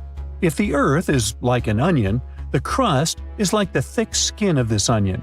This part is only 25 miles thick. Beyond this is the 1,800-mile deep mantle, and after that, right at the center of the Earth, is the core, which is made up of 2 layers, inner and outer. Now, can you guess where on the planet the crust is at its thinnest? On the ocean floor. When American scientists understood that, they started drilling holes on the seabed. This gave way to Project Mohole. It began in 1961, but their technology to drill deep holes on the ocean was really bad. They had to improvise. They installed a system of propellers along the sides of their drill ship to keep it steady over the hole. The main challenge was to drill as vertically as possible. Otherwise, that deep hole would look more like a deep maze. Both the Kola Super Deep Borehole project and the Project Mohole came to an official stop in the years that followed. But hey, humans have built some pretty deep stuff underground. In 1963, a Turkish man took a swing with his sledgehammer to improve his basement and discovered a tunnel. That tunnel entrance led to more openings that connected a multitude of halls and chambers. He didn't know it, but he had discovered Deringoyu. This once lost city was up to 18 stories tall and 200 feet deep. The city was large enough to host 20,000 people, and it was simply standing beneath Cappadocia in Turkey the whole time. Cappadocia hosts hundreds of subterranean dwellings. 40 of these underground cities are at least 2 stories high, but none of them are as huge as Deringoyu. There's not a lot of historical accounts of how Deringoyu was born. Some speculate that the oldest part of the complex was dug about 2000 BCE by the Hittites. The Hittites were an Indo-European civilization who formed one of the first major civilizations of the Bronze Age in West Asia. Scholars think they built this underground city to protect themselves from invasion. Others think it was actually the Christians who built the city in the 1st century CE. They speculate that it could have been constructed to protect people from the intense temperature variations, extreme heat in summer and freezing cold in winter. Geographically, the terrain under Cappadocia is great for building. The rocks are soft, which makes tunneling easier. For that same reason, opening large caves underground is fragile. That's why most chambers have pillars that support them. On the bright side, and we are, none of the floors at Deringoyu have ever collapsed. The builders of Deringoyu thought of everything. The city was shut off from the world by huge rocks that hid its entrance. It was ventilated by a total of more than 15,000 shafts, around 10 centimeters wide. This way, they guaranteed enough breathing air in the upper levels in a way that they ended up being used as the living and sleeping quarters. The lower levels of this impressive maze were mainly used for storage. But honestly, they had it all. A room for a wine press, for domestic animals, small religious buildings. They certainly didn't spare any efforts to make that underground city as complete as an above-ground one. Now, speaking of impressive underground stuff, Switzerland has the longest tunnel in the world, built here on the Swiss Alps. This absurdly huge tunnel was built over 8,000 feet below the surface. Check this out. This is what the Gotthard-based tunnel looks like. The first idea to build the tunnel was put forward as early as 1947, but construction only officially began in 1999. It took them years to approve the project and then scout for the perfect location. Even so, the 73 different rock types that compose Massif turned the construction into a real challenge. Some of the rocks were as hard as granite, and others were as soft as sandstone. This meant they needed different approaches and equipment so the whole thing wouldn't crumble down. Overall, they had to excavate about 28 million metric tons of rock to make way for the tunnel. There were many other challenges to build that far into the earth. The deeper into the mountain they got, the hotter the temperatures were. Since there's no natural ventilation, temperatures would get as high as 115 degrees Fahrenheit, making it really hard for workers to endure. The tunnel stretches for 35 miles from one end to the other. During the construction, workers had to use 4 massive tunnel boring machines, aka moles, to penetrate through the massif. Each of these moles was around 1,400 feet long. But that was one of the best things they could do, since these machines limit the disturbance to the surrounding ground and help to produce a smooth tunnel wall. You'd never guess that the world's deepest basement belongs to the Sydney Opera House in Australia. The building goes as deep underground as it grows above ground. But this basement isn't just the Opera House's foundation, it's a parking lot. This unique parking garage penetrates 120 feet underground, or 12 stories deep, while most car parks are only 4 or 5 stories deep. But that's not all that makes it unique. You see, if they decided to build a normal rectangular parking space, this would end up eliminating a bunch of possible parking spaces. And since they wanted to maximize the space they had available, they had to come up with some superb structure. First, they opened up a man-made cavern to make that dream possible. Then they had to come up with a design. That's what led to the donut-shaped cavern, or what engineers call a double helix. This design shocked the engineering community for its innovative approach. But hey, it worked. Today, there is space for over 1,000 cars down there, which seems about right for an opera house. Let's wow once again real quick. Some underground structures may take up to an hour to reach. Take this gold mine in South Africa that lies around 2.5 miles below the surface. Yeah, you may think, hey, it's just a couple of miles, why does it take an hour to get there? But the conditions are hard and it's not for the weak. But Milan Ladina, an Ecuadorian runner, even completed a half marathon there, despite temperatures reaching 104 degrees Fahrenheit, high humidity at 80%, and an atmospheric pressure of 1.4, comparable to what divers experience 5 meters under the sea. Yikes. Ooh, from giant spiders to venomous snakes, we all get freaked out by Australian creatures. Yeah, me too. But newly discovered fossils show that things were way more dangerous 120 million years ago, when this land was completely ruled by massive razor-clawed megaraptors. Yeah, I'm glad I wasn't around then. These dinosaurs were about 26 feet long and walked on 2 legs, just like the famous T-Rex. They were fast, fierce hunters, with a superpower: their hug. Yep, their massive, muscular forearms had huge curved claws, perfect for grabbing and holding onto prey. Uh-oh. They would wrap their arms around their poor victims, just like a hug, and trap them with no chance of escape. And even though their teeth were quite small, they were still sharp enough to rip through flesh. The first time we heard about megaraptors was in the late 90s, when a paleontologist discovered their fossils in the region of Patagonia, Argentina. Since then, no one has ever found a complete skeleton, only fragments. But probably the most important one yet was uncovered in Australia at the beginning of this year. Researchers were exploring Victoria's stunning coastline when they stumbled upon Megaraptor fossils. First, they spotted bones from its lower legs and a few vertebrae washed up on the beach. Even though they were working with just a couple of fragments, a deeper analysis confirmed that these belonged to a Megaraptor. And not just any Megaraptor, it was the oldest one ever discovered. This discovery gets even more exciting because it adds weight to the theory that these dinosaurs might have originated in Australia. But we already knew that they roamed the land down under since early 2023, when researchers found the top of a Megaraptor skull in the country. So let's rewind a bit. We first found their remains in Argentina, right? Right. But then, years later, researchers found fossils of the same family of dinosaurs on the other side of the world, in Australia.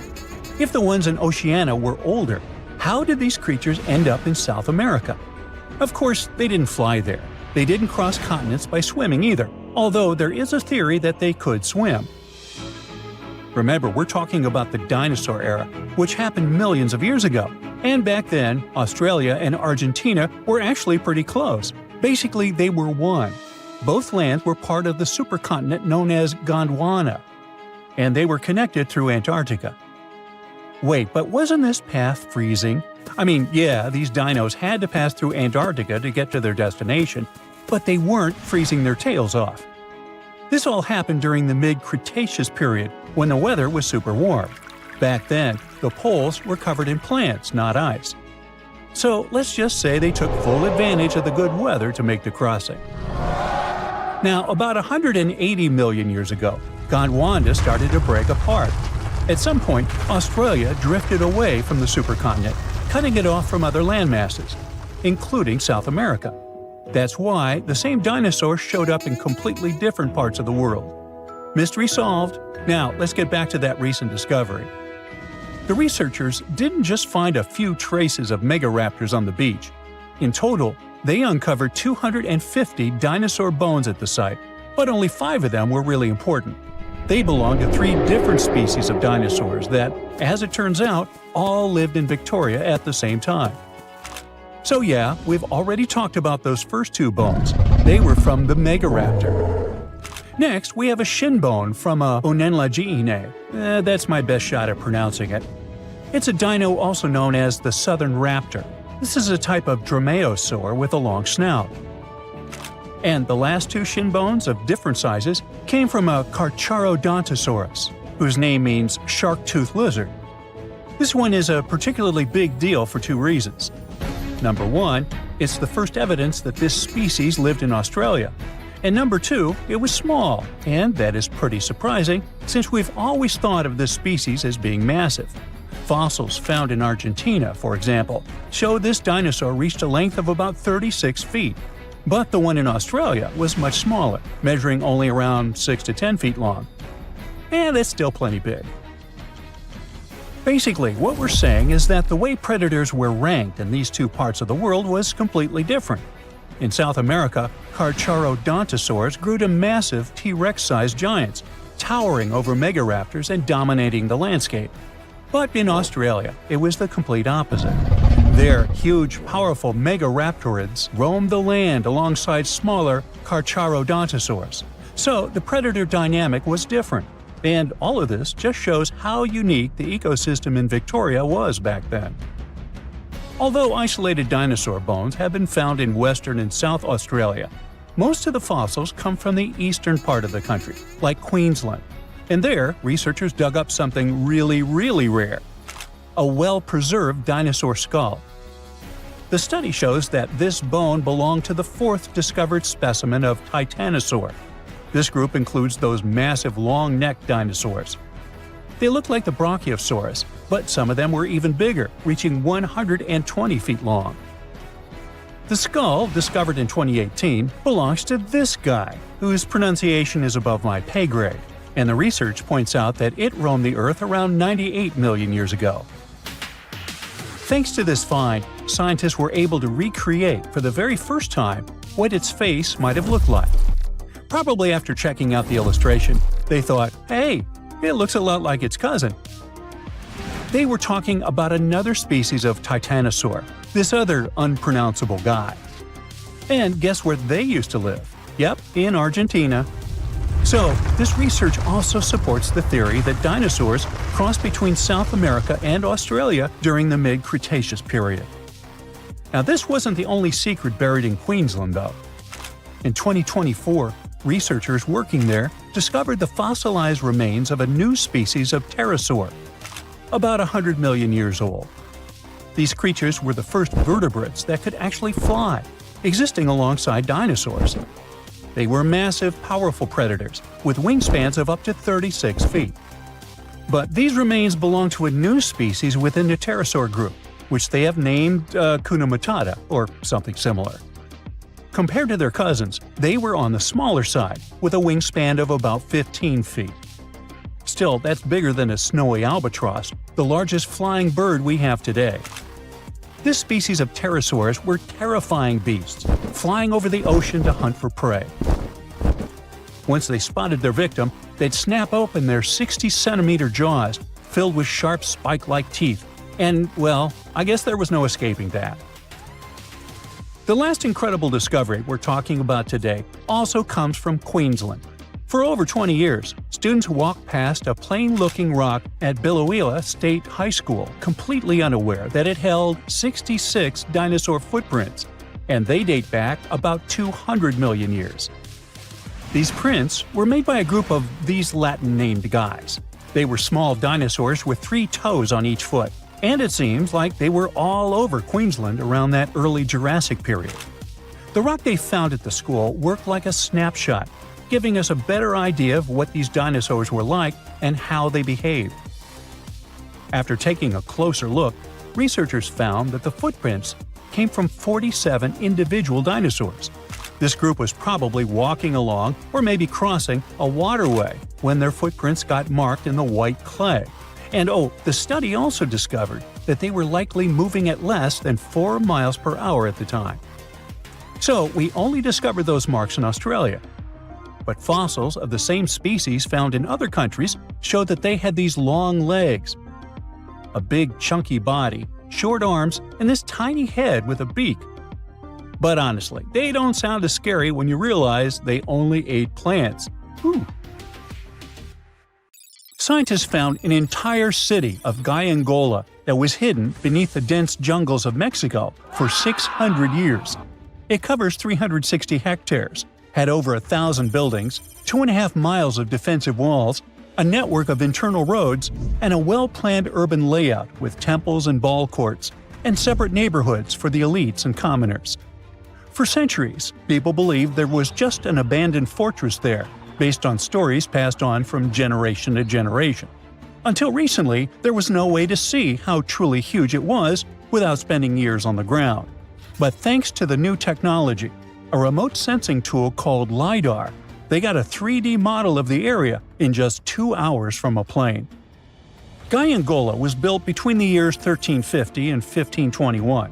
It was a crucially important place for the Zapotec people, a group that had lived in the area since around 700 BCE. In Gyangola, families lived together in homes with big patios in the middle, surrounded by rooms. When families got bigger, they built more rooms and made their homes larger. The study found that both the leaders and regular people worked together to make the city better. Because Gyangola was surrounded by mountains, they used this land wisely and built their houses in a way that fit the slopes and let rainwater flow naturally. This helped keep their homes safe and strong. They were built so well that many of these buildings are still standing, even after hundreds of years. There are 2 pyramids in the center of the city. They may have been used as temples where the priests celebrated rites and ceremonies to their deities. The priests brought offerings to the altars, and the people assembled at the 2 squares that are now sunken. Then, there is also a palace with 64 rooms, some of them with circular columns on several sloped terraces. There are patios with many stairways all connected to each other. The sensing tool also found a round-shaped lookout point on a natural rock, where the Zapotec people could see their foes approaching from a distance. Researchers also noticed 2 circular structures that could have been used to watch the stars and measure time. They also found some tombs, so there was most definitely a city cemetery.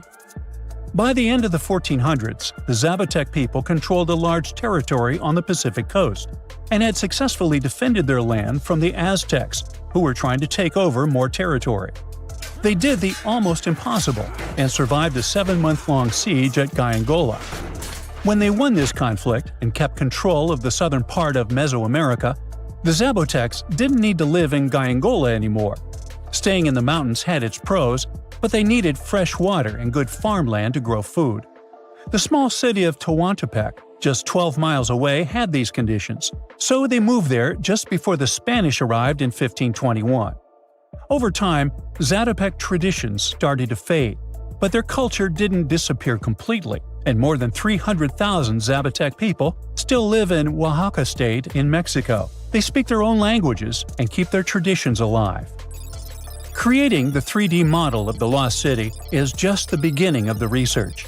Archaeologists hope that future studies of Gyangola will help us learn more about how the Zapotecs were organized, how they ruled their cities, and how they interacted with the Spanish when they arrived.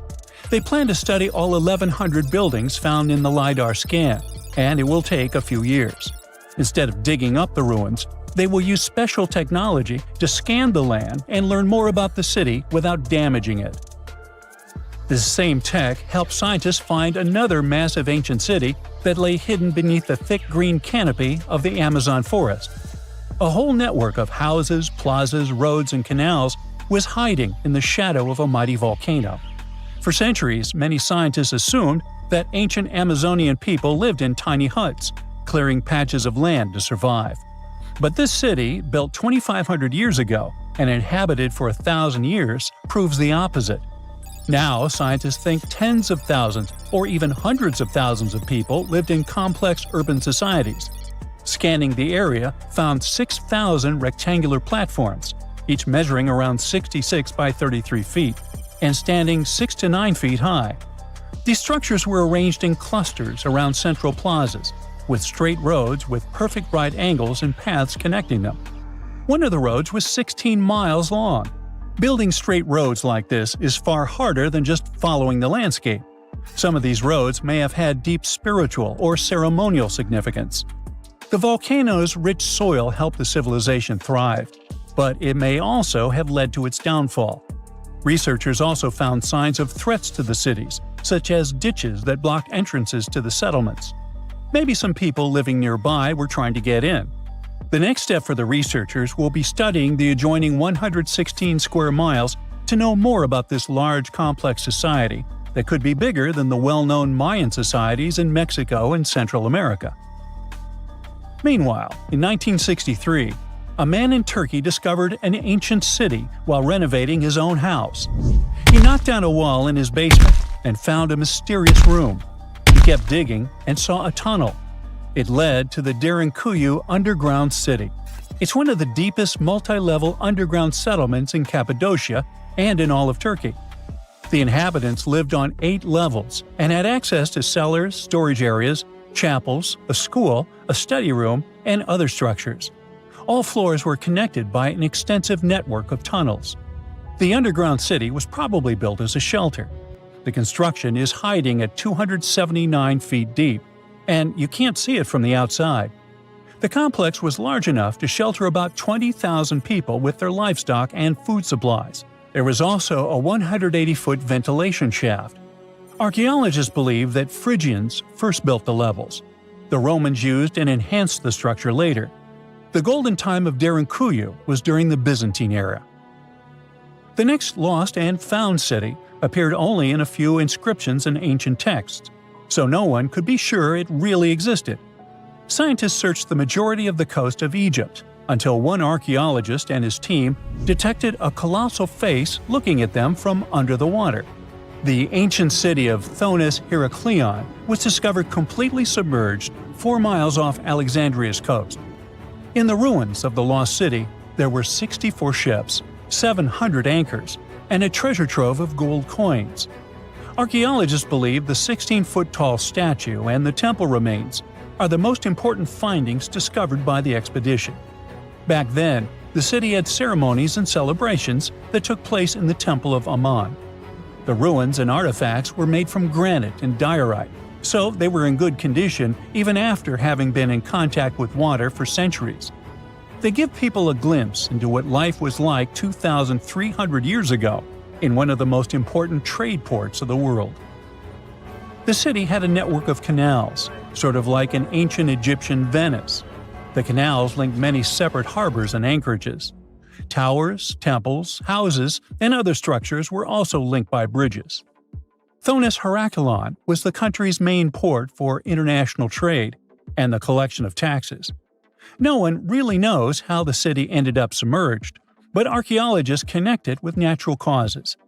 At the end of the 2nd century BCE, most probably after a flood, it got covered with water. Then Alexandria, the city founded by Alexander the Great, became more glorious than Heracleon. Before Alexandria's fame, Heracleon was the main port of entry to Egypt. So after the tragedy, many ships heading for Heracleon had to change their route and go to Alexandria.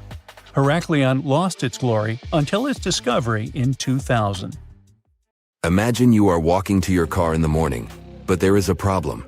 Your vehicle is not sitting neatly by the side of the road. Its rear end is sticking out of a gaping hole. This is what happened to a Queens resident, New York, back in 2020. A sinkhole had swallowed his SUV overnight.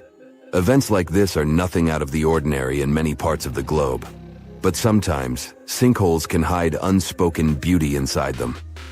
In East Asia, a recent find stunned the scientific community. Cave explorers came across a colossal sinkhole that concealed an ancient forest. It is located in a province, Guangxi Zhuang, close to the north of Vietnam, the Lê County, where researchers discovered the hidden forest is already famous worldwide for sinkholes. This one brings the number to 30. They are scattered over an area the size of 3 Gibraltars. This is just a tenth of the total number of sinkholes in the whole country.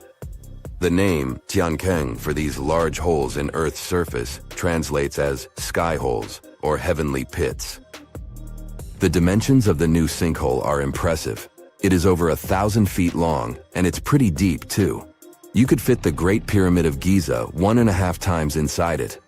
The sinkhole's total volume matches that of 2,000 Olympic swimming pools. The exploration team had to hike for hours to reach the bottom. It was all worth it in the end. They discovered a pristine underground forest that had no trace of human activity. Scientists estimate that the plants date back to the time of the dinosaurs. The foliage reached to the explorers' shoulders. Some trees were 2 times taller than the Hollywood sign. This discovery was amazing, but not entirely unexpected. Geologists were familiar with this type of landscape. In this part of East Asia, karst topography is pretty common. The word is Slavic in origin. Since the late 19th century, geologists have been using it to describe barren limestone regions. This type of landscape features fissures in the ground, caves, underground streams, and, of course, sinkholes. Karst forms in parts of the world with heavy rainfall. The water dissolves materials such as limestone or dolomite. This creates a scenery that many people describe as wild beauty. Karst terrains have a practical purpose as well. They are ideal for storing water that humans can drink. Around 700 million people around the world use these karst aquifers as their primary water source. In the United States alone, 40% of the groundwater used for drinking comes from them. Springs of Florida and the Mammoth Cave in Kentucky are just some of the most famous karst areas. Geologists classify around 1/5 of the U.S. land surface as karst. This type of terrain exists on other continents as well, in the Caribbean, Europe, Australia, and Asia. Due to local differences in climate and geology, karst doesn't appear the same everywhere. In the Spanish province of Malaga, the landscape consists of barren rock. This is what the karst regions of Italy, Slovenia, and Montenegro also look like. In East Asia, the landscape over the karst is green. This is because of the humid tropical climate. Sinkholes and cave entrances are usually hidden behind lush vegetation. The region's unique appearance got it inscribed on the UNESCO's World Heritage List in 2007. the world's second most populous country, is home to 2/3 of the planet's natural occurring sinkholes, tiankengs. They start to form when rainwater seeps into cracks in the limestone. Over time, the gaps widen as more and more material is washed away. At one point, the ground above the limestone becomes unstable. The end result is the collapse of the surface layer. This happens suddenly and without prior warning signs. Once a hole forms in the ground, water starts filling it up. Another way for a sinkhole to form is the existence of an underground cave. Its roof can collapse. The shape of such sinkholes resembles a funnel. It is wider at the opening on the top and narrower near the bottom of the pool. The most famous of these sinkholes are cenotes. They occur naturally on the Yucatan Peninsula in Mexico. The region is home to more than 2,000 cenotes. They are all former caves whose roofs had collapsed at some point in time, and they are filled with fresh water. The local people have been using them as water sources for thousands of years. The ancient Mayas gave them mystical symbolism. For them, the cenotes were passageways to the other world. In reality, they are just a feature of karst terrain. Sinkholes that form in regions with abundant rainfall and limestone beneath the surface soil. The depth of a sinkhole can vary significantly. The smallest are barely 3 feet deep. When it fills up with water, it turns into a pond. A large lake can form in the place of a large sinkhole. One example is the Red Lake in Croatia. The most impressive thing about it are the steep cliffs that rise above the lake. They are nearly 800 feet tall. The world's biggest and deepest sinkhole, Jiaoshai Tiankeng, lies in the vicinity of the Yangtze River. The outside world discovered it only in 1994. The hole is so deep that you could stack up 7 statues of liberty inside it. During the rainy season, a waterfall cascades from the pit's mouth into a cave system at the bottom. But not all sinkholes fill up with water. This was the case with the newly discovered giant sinkhole in Asia. It developed its own ecosystem. The high humidity and low temperature inside it were perfect for plant life to thrive. The very bottom of the hole is connected to an underground water flow. Scientists discovered 72 species of rare wild plants in the area. They are in danger of disappearing on the surface. But inside the sinkhole, they have found the perfect conditions for growth.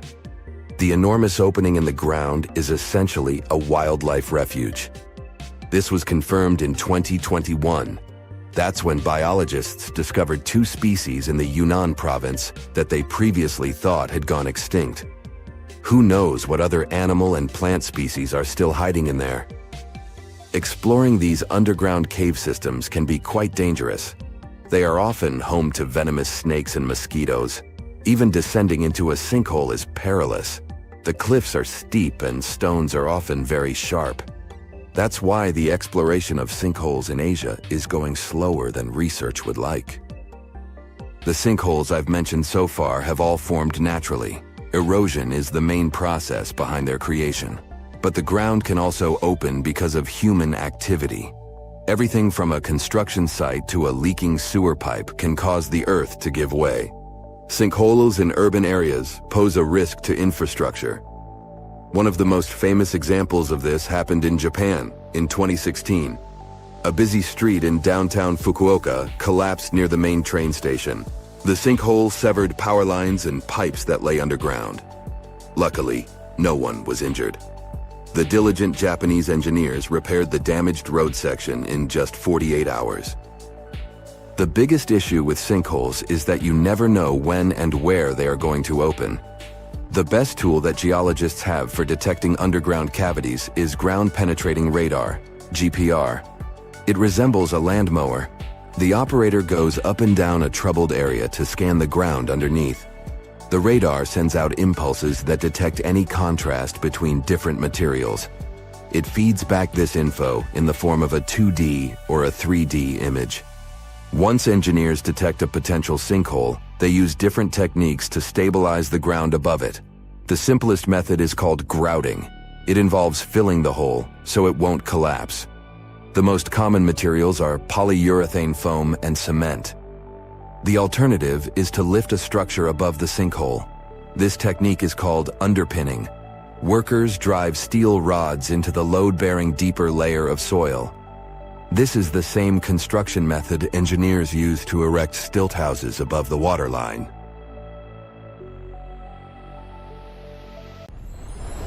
Miles and miles of yellow sand, treeless mountain ridges, and scorching hot sun over your head. And suddenly, something you'd never expect to come across in a barren desert. A small group of overexcited people. They're as happy as you would be if you'd won a lottery. They've just found an ancient tomb, once flooded with its walls in bad shape. But the stuff they discovered inside proves that this is the burial site of one of Egypt's most mysterious pharaohs. Historians have been hunting for his tomb for years, but no one expected it to hide ancient treasures. Fast forward. After careful examination of the site, Egyptian officials have announced the discovery of the tomb of King Thutmose II. It's the last missing tomb from Egypt's 18th dynasty. And this is also the first royal tomb found since King Tutankhamun's was discovered in 1922, in more than 100 years. A team of Egyptian and British archaeologists found the tomb in the Theban Mountains area, west of Luxor, near the famous Valley of the Kings. Before this, the site was only known as Tomb C4, but during their excavation, the team found clear evidence proving it belonged to King Thutmose II. Archaeologists actually found the entrance and main tunnel leading to the tomb in 2022. But at first, they thought it belonged to a queen because it was near the graves of Thutmose III's wives. It was also close to Queen Hatshepsut's tomb. Originally, it was prepared for her when she was just a royal wife. But everything changed when she became pharaoh. But we'll talk about this twist of fate a little later. But soon they realized that their discovery was much more significant. They found alabaster jars with Thutmose II's name and the words "deceased king" written on them. That's when they realized that the tomb was actually his final resting place. Sadly, Thutmose II's tomb has seen better days. According to the head of Egypt's antiquities sector and the leader of the Egyptian excavation team, the tomb suffered major damage from ancient floods not long after the pharaoh's death. Water swept through the burial chamber, likely destroying or displacing many of the original artifacts. Much of what had been once inside the tomb was moved elsewhere in an attempt to salvage it.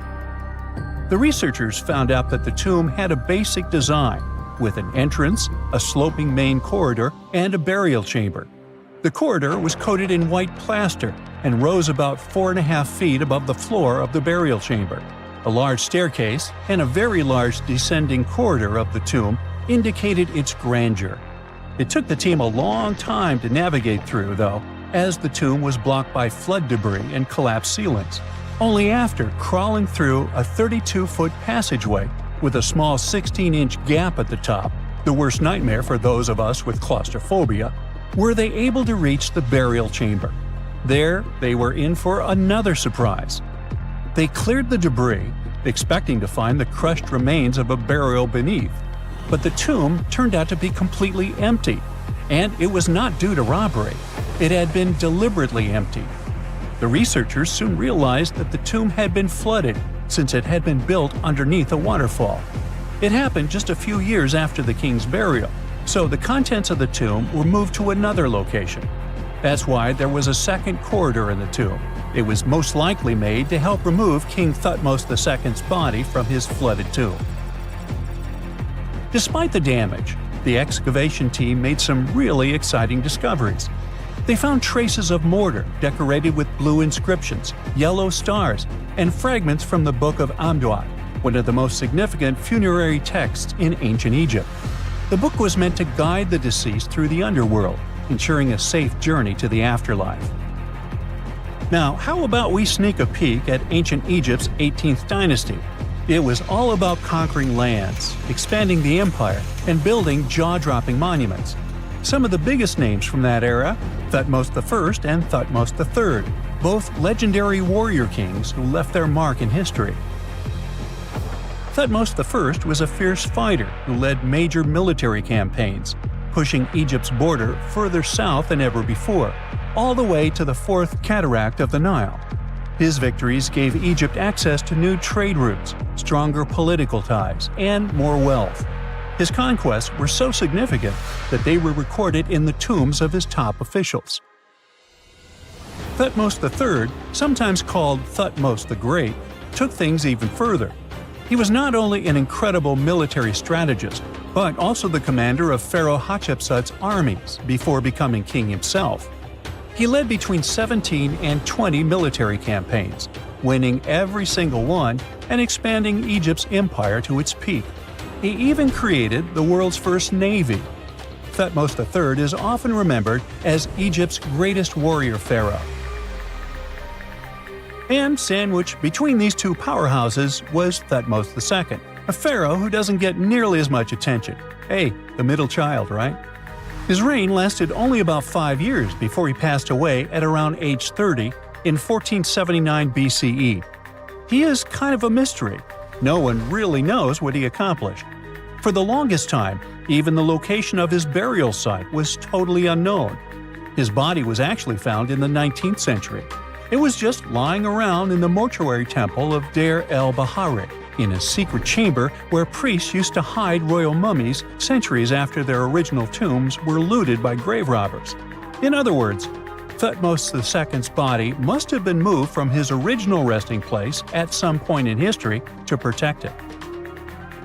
During his lifetime, Thutmose II made at least one major impact on Egyptian history. He married his half-sister Hatshepsut. That might not sound like a big deal, but it helped her become Egypt's greatest female pharaoh after he passed. The catch? She kept her stepson, Thutmose III, off the throne for decades. When he finally took power, he erased her name from history out of spite.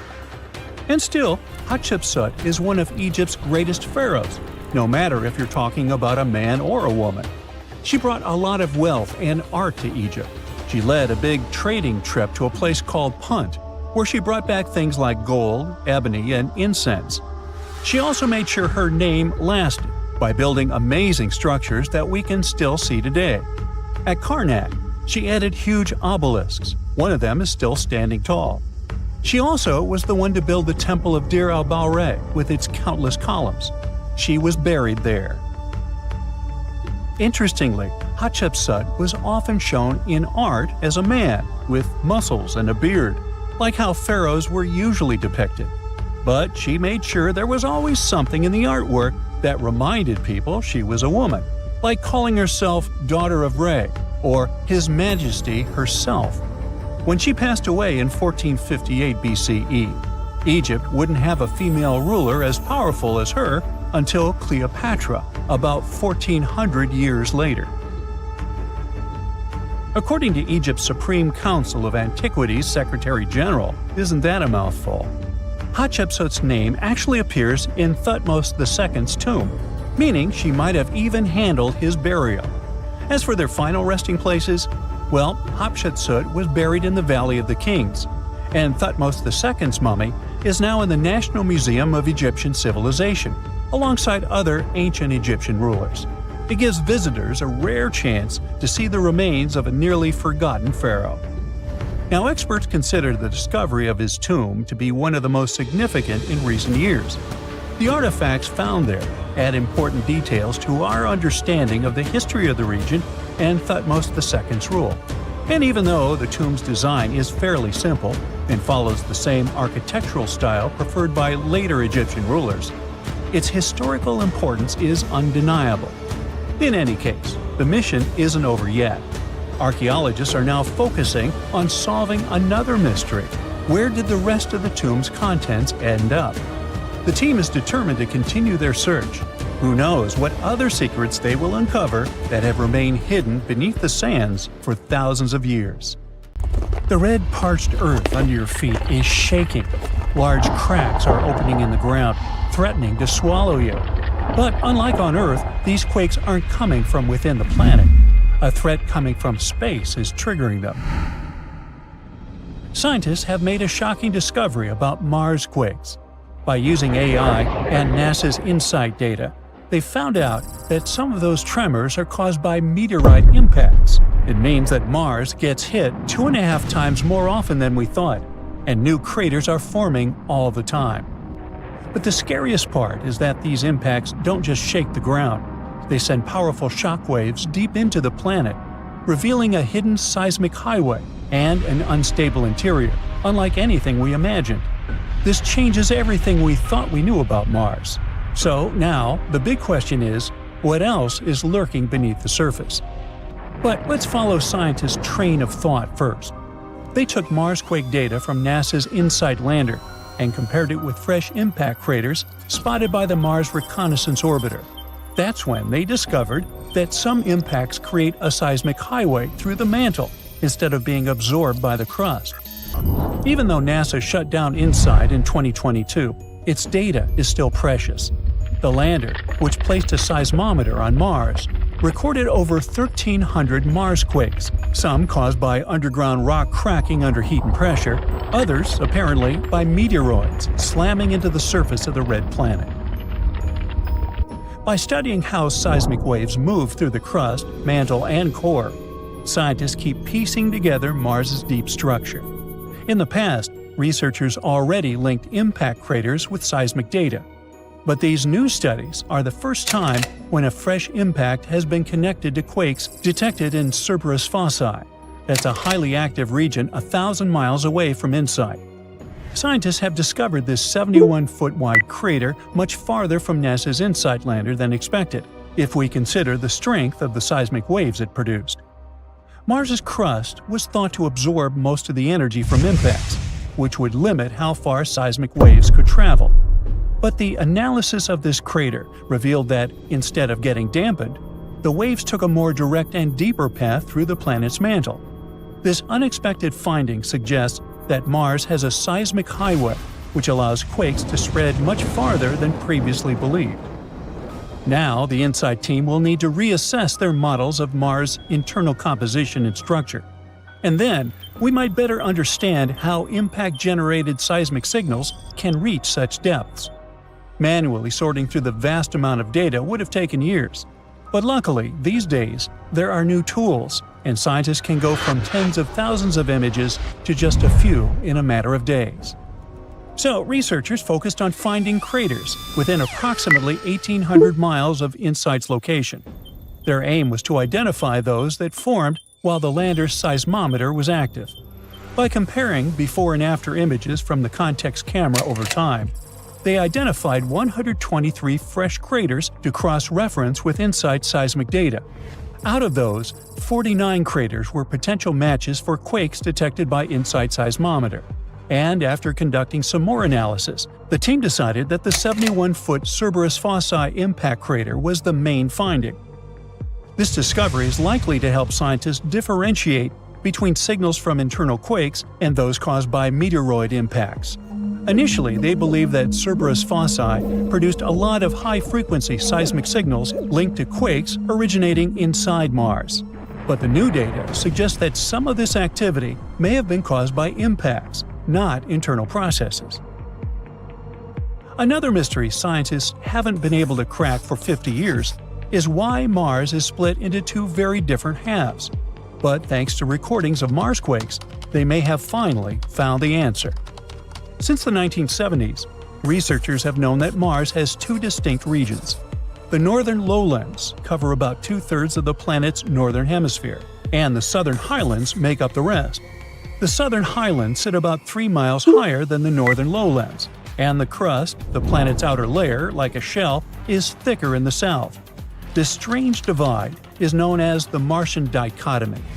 There are two potential explanations for this imbalance.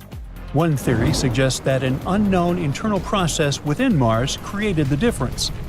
The other claims that a massive collision, probably with a moon-sized space rock or several smaller impacts, once reshaped the planet's surface. But Mars' surface is extremely old. That's why pinpointing exactly what happened has been difficult.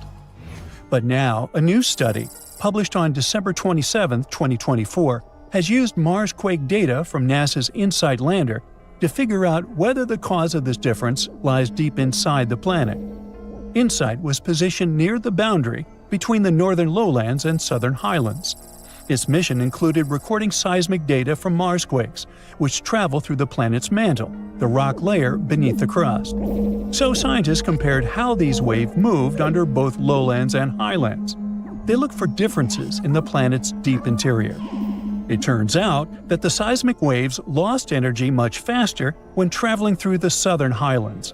It means that the mantle beneath this region is significantly hotter than in the north. It's compelling evidence that internal planetary forces, rather than an external impact, caused Mars' unusual split. The research team believes that the temperature difference between Mars' two halves can be traced back to ancient tectonic activity. It once shaped the planet, but later stopped. At some point in the past, Mars had moving tectonic plates, like Earth's. As these plates shifted, they, along with the molten rock beneath them, could have created the Martian dichotomy. But eventually, the movement stopped, leaving behind what scientists call a stagnant lid. That's a thick, immobile layer over the planet's molten interior. If this turns out to be true, it might mean that the mantle beneath the southern highlands is still pushing upward, while the mantle under the northern lowlands is sinking deeper toward the planet's core. This ongoing process could explain why Mars' crust is thicker in the south. At the same time, we can't completely rule out the idea that an external impact created the dichotomy. Some recent studies suggest that a giant collision could still be a possible explanation. To solve this mystery for good, scientists will need more Marsquake data and detailed models of how Mars originally formed. By the way, if you ever decide to visit Mars, you might come across the hero of our video today, the InSight lander itself. It was supposed to launch in March 2016, but a problem with one of its instruments caused a delay. It was a vacuum leak in the seismometer. NASA rescheduled the launch for May 2018, and the issue was fixed in the meantime. But this delay increased the total cost from $675 million to $830 million. Still, InSight successfully landed on Mars on November 26, 2018. But over time, dust built up on its solar panels, making it harder to recharge. The InSight lander runs on solar panels and batteries, but it needs occasional wind gusts, called cleaning events, to clear dust from the panels. Unfortunately, the place where InSight landed didn't get enough of these winds to keep the lander fully powered. By February 2021, during the Martian winter, thick dust had covered the panels, and they were only producing 27% of their full capacity. To save power, NASA started putting InSight into hibernation mode, shutting down instruments gradually to keep its electronics warm. They hoped better weather would allow the lander to recharge and wake up by July 2021. In May 2021, the team found a clever way to restore some power by using the lander's arm to move sand onto the panels, helping the wind clean off some of the dust. But eventually, InSight was only generating 1/10 of the power from the sunlight than it did right upon arrival. In July 2022, NASA put it in low power mode to keep detecting Marsquakes. The lander kept operating until December 2022.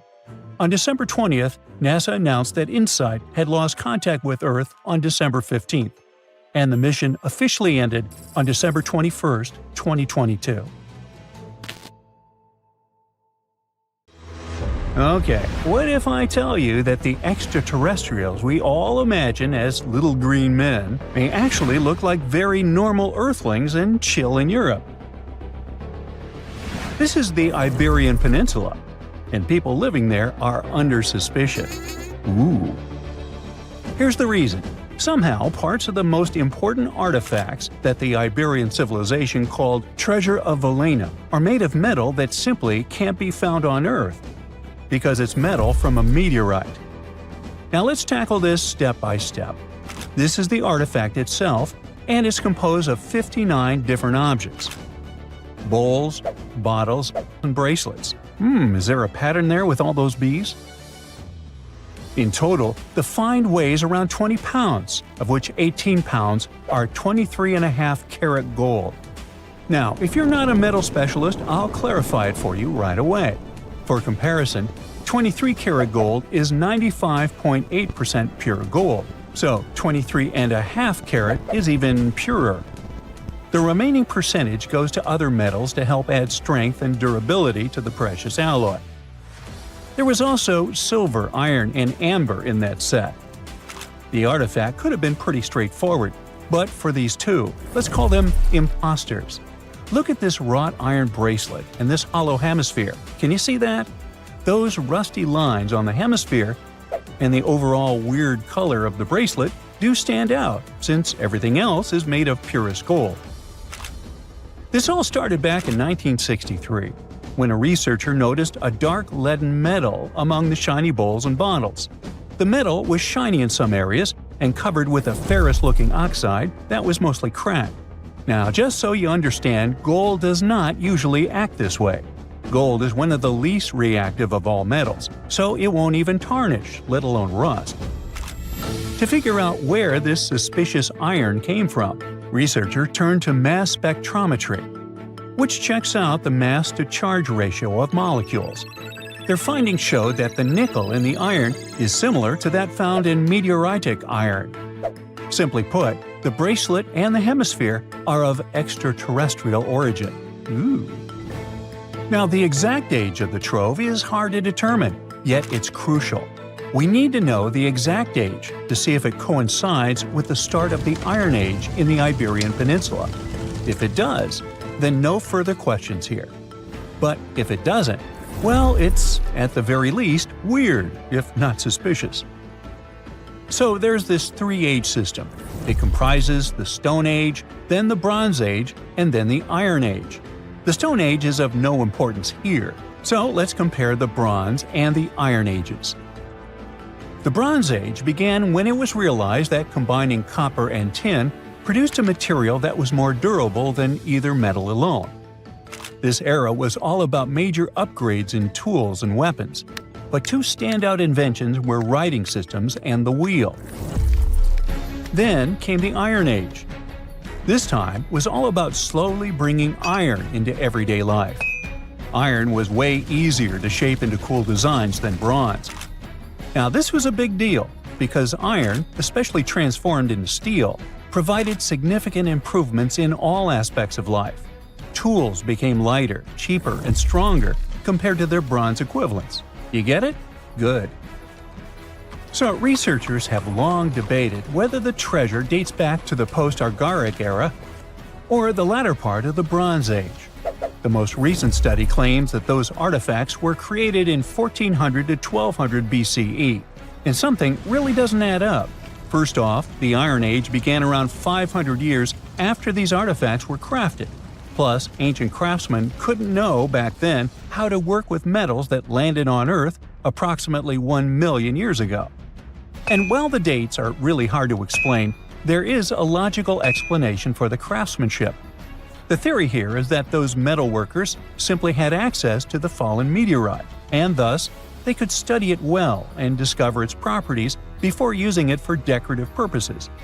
They could have figured it out through trial and error, and once they knew exactly how to work with this extraterrestrial metal, they proceeded to adorn the artifacts with it. Plus, there were the Phoenicians, who contributed to their craftsmanship. Now, it's true that the Iberian people have been processing metal and making pottery long before the Phoenicians settled on the peninsula. But the arrival of new metalworking techniques and the introduction of the potter's wheel enabled them to produce better quality goods much faster than before. So, we figured out the extraterrestrial origins of the Iberian artifacts. But guess what? This area is still under suspicion. The reason for that is the language they spoke. You see, for most modern languages people use today, there will always be some proto-language. Say for Italian, Spanish, and French, it's Latin, hence their similarities. But wait, Iberian was largely spoken where modern Spain is, so why isn't Spanish similar to it? Well, the truth is, no language today is similar to the Iberian. Maybe only the Basque language, but it's because of some similarities found in their numerical systems. Basque is classified as a language isolate, or simply unrelated to any other known languages, and the only language isolate in Europe. The Iberian language is unclassified, While the scripts written in it have been deciphered to various extents, the language itself remains largely unknown. And look at the alphabet the Iberians had. Looks like it doesn't really belong to our planet. But hold up, this one might be a bit of a stretch. When the Phoenicians came to the peninsula, they brought along their alphabet to the Iberians. But honestly, the Iberians probably weren't keen on just copying someone else's writing system, so they tweaked it until it looked completely different. Let's just say they took some inspiration and ran with it. While linguists can guess to some extent how most characters sounded, actually translating the language is still completely impossible. The Iberian language was non-Indo-European and faded away over 2,000 years ago. And there aren't any similar languages left to help us out. Super frustrating, right? Yeah. We got over 2,000 Iberian inscriptions from tombs, coins, potteries, lead plates, and even cave wall carvings. But aside from a handful of words, we're totally in the dark about what they mean. Now, if we could understand their language, we might have learned that they were great thinkers and all, but we can only contemplate the works of art they left. Iberian culture has a lot of amazing stuff made by talented artisans. We're talking about not just metalwork and ceramics, but also detailed sculptures, textiles, jewelry, and other personal bling. But here's the catch. Making all those luxury items depended a lot on a big farming class. At the heart of Iberian society, most folks were involved in farming and taking care of livestock. Depending on where you were, the types of farming varied. For example, up in the north, they were all about growing grains, while down in Valencia, they focused on producing olive oil and other agricultural aspects.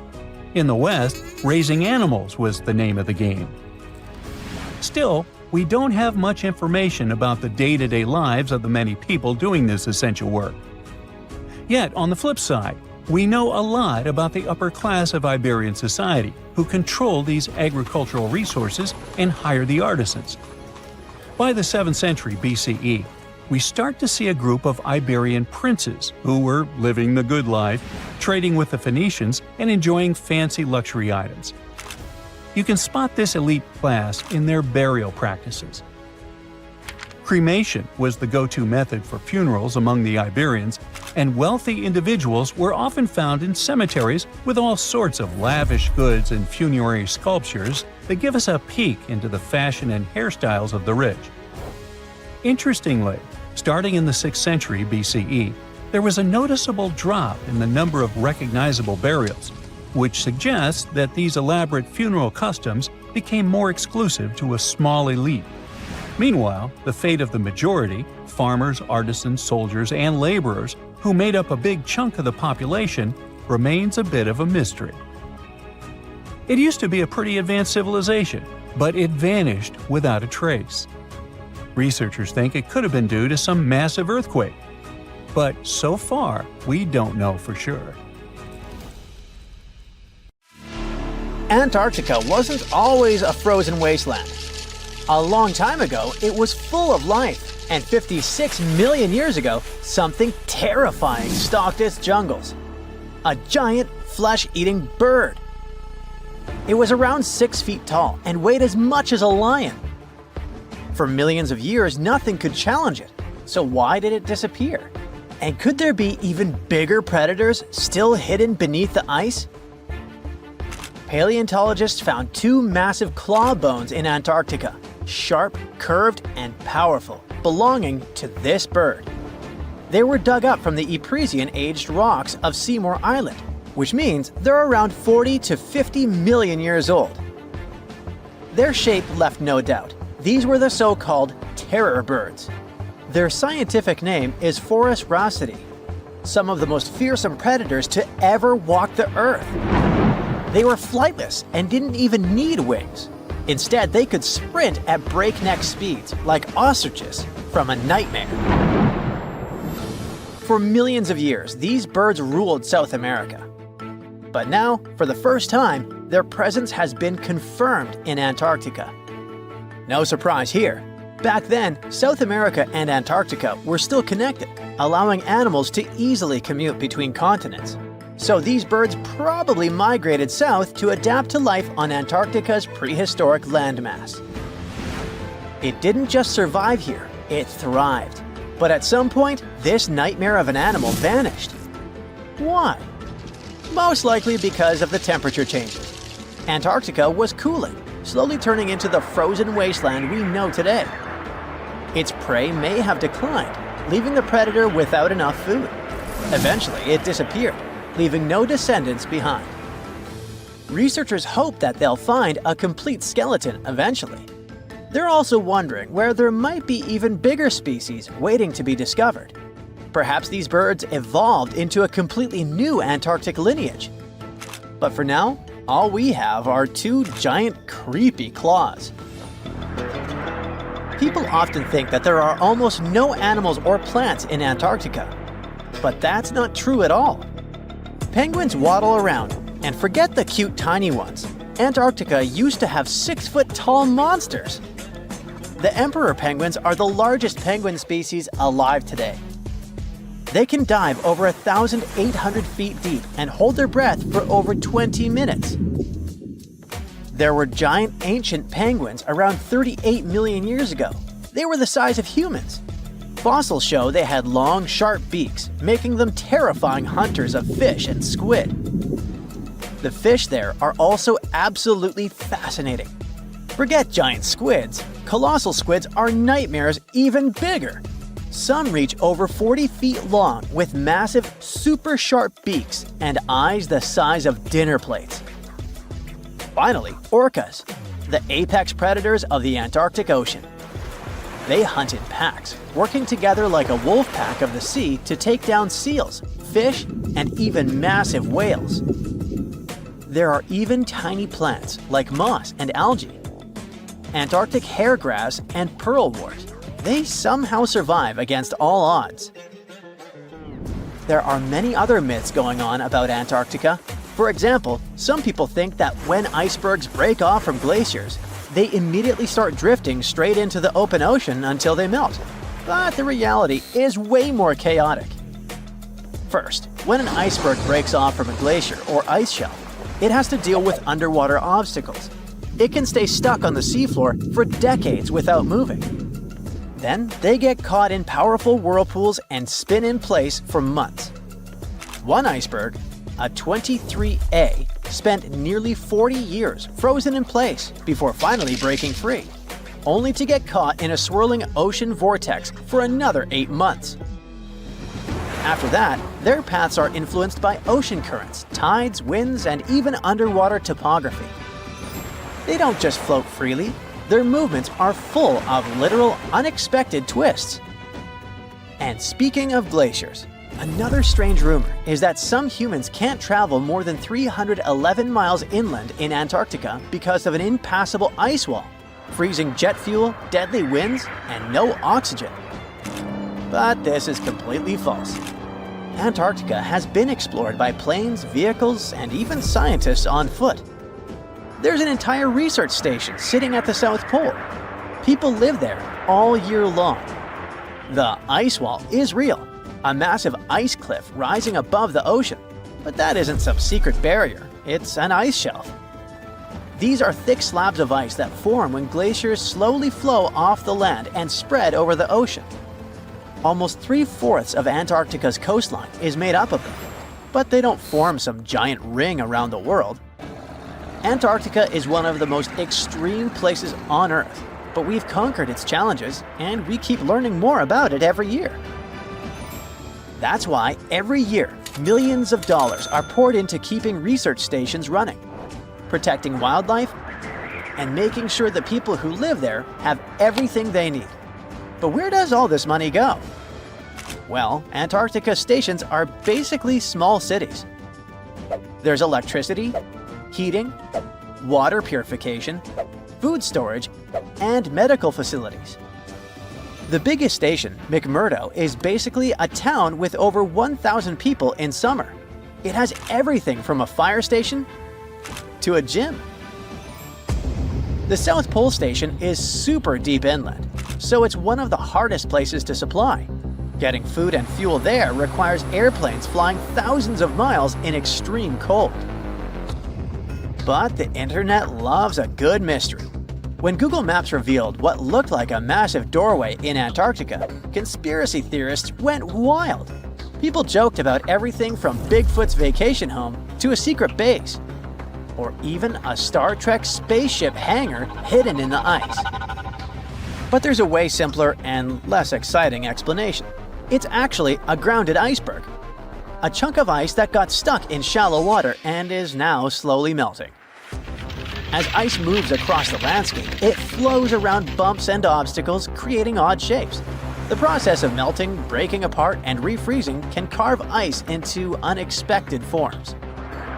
Antarctica also has incredibly strong downward-blowing winds that sculpt ice into dramatic formations over time. No secret doorway, unfortunately. And speaking of doors, for years, Ushuaia, Argentina, has been called the gateway to Antarctica, the last stop before the icy continent, the place where expeditions begin. But there's another option. Punta Arenas, Chile. Let's compare them. Ushuaia is closer to Antarctica. It's the top departure point for tourists going on cruises. But no regular flights to Antarctica. No major scientific bases operating from here. It's basically controlled by the military, which refuses to allow private flights, only commercially operated ships. Yes, Punta Arenas is further from Antarctica, but 22 countries and global organizations use it as their main base. There are regular flights to Antarctica happening there every year. Private airlines can actually operate here, making it the real air connection to Antarctica. Ushuaia may have the best location physically, but Punta Arenas actually runs the show. Argentina made a huge error in picking its Antarctic airbase. Instead of setting up a simple, accessible base at sea level, they built Marambio Base, very high on rough terrain, completely impossible to reach by land. Everything has to be flown in by helicopter, making operations slow, expensive, and frustrating. For 50 years, Argentina stubbornly stuck to this bad decision, while Chile set up efficient, well-planned bases that the world now uses. If things don't change, Ushuaia will be nothing more than a tourist stop. But what's terrifying is that Antarctica seems to be returning to its past. It's supposed to be the coldest place on Earth, but something shocking happened just recently. For the first time in recorded history, temperatures in Antarctica broke 68 degrees Fahrenheit. This continent is buried under miles of ice. Usually, temperatures there can drop to minus 112 degrees. But in the winter of 2020, scientists recorded an insane 69 degrees on Seymour Island, hotter than many places in Europe at that time. Scientists believe there are several reasons for that. First, there are changes in the way heat moves around the planet's waters. Second, melting permafrost due to the planet warming. It looks like the climate is changing faster than expected. Salt makes our chips and popcorn taste yummy, but it turns out that's not all. It's used in household and industrial products, from cosmetics to fertilizers, from water treatment to road gridding. All over the globe, around 300 tons of salt are produced every year. But there's a problem. That's too much salt for our planet. You see, salt rises to Earth's surface from deep oceanic rocks gradually, and this process is quite balanced, or it used to be. Humans are pushing this balance out of whack. Our demand keeps increasing, and we're releasing too much salt into the soil, air, and sea. And if this process continues unchecked, we might face an existential threat. Yep, it's as serious as that, and a recent study conducted by the University of Maryland confirms this. There is this thing called the natural salt cycle. It's existed for thousands of years. Salt naturally rises to our planet's surface via geologic uplift and rock weathering. Sometime later, rocks break down and release salt ions into the soil. Some of these ions are absorbed by plants and organisms. Others are washed away into rivers, which transport them into oceans. Salt also gets into the atmosphere. It happens through salt dust in dry regions and sea spray in coastal areas. It's crucial for humans because our bodies need salt, just like animals and plants do. Simply put, we're electrical systems controlled by salt. Soil needs salt because otherwise it won't clump together. Plants also need small amounts of salt since those allow them to have proper metabolism and synthesize enough chlorophyll. At the same time, too much salt isn't a great thing, and nowadays human activity is messing with the natural salt cycle, bringing salt to the planet's surface much more quickly than before. That's the conclusion researchers made after combining data from different sources, including the U.S. Geological Survey's Mineral Yearbook and global records of river compositions and salinity measurements. The main factor bringing about these changes is salt mining for food and other products. Then there are also acid rains. Those increase the rate of rock weathering. These and other factors speed up the generation of salt at the surface of our planet. At the moment, the concentration of salt in the world is too high. The soil, plants, and animals can't use all of it. Even worse, some essential species can't survive with all this extra salt. Their demise changes biodiversity and can lead to the appearance of invasive species, such as phragmites. Those are tall, reedy plants taking over coastal areas. Then, there's also zooplankton, an important ocean species regulating algae. It's extremely sensitive to salt. If this species starts to decline, it might mess with the world's food webs. Too much salt also turns farmlands into wastelands. Recent reports have shown that around 833 hectares of land are already affected. And that's the area around 4 times the size of India. In some countries, huge areas become infertile because of oversalination. Plus, excess salt is bad for our health. The thing is, all that extra salt gets into groundwater, making it too salty for human consumption. It's particularly bad for people with sodium-restricted diets. And I'm not only talking about table salt or sodium chloride. No, other calcium and magnesium-based salts are seeping out too, usually from the production of fertilizers and building materials. It's like a chemical cocktail of different salts coming from various sources, and scientists don't know yet the effects such a cocktail can have on us humans and our health. So, maybe now you're sitting and thinking, oh, it's time to cut back on my salt intake. Perhaps, but don't cut it all out.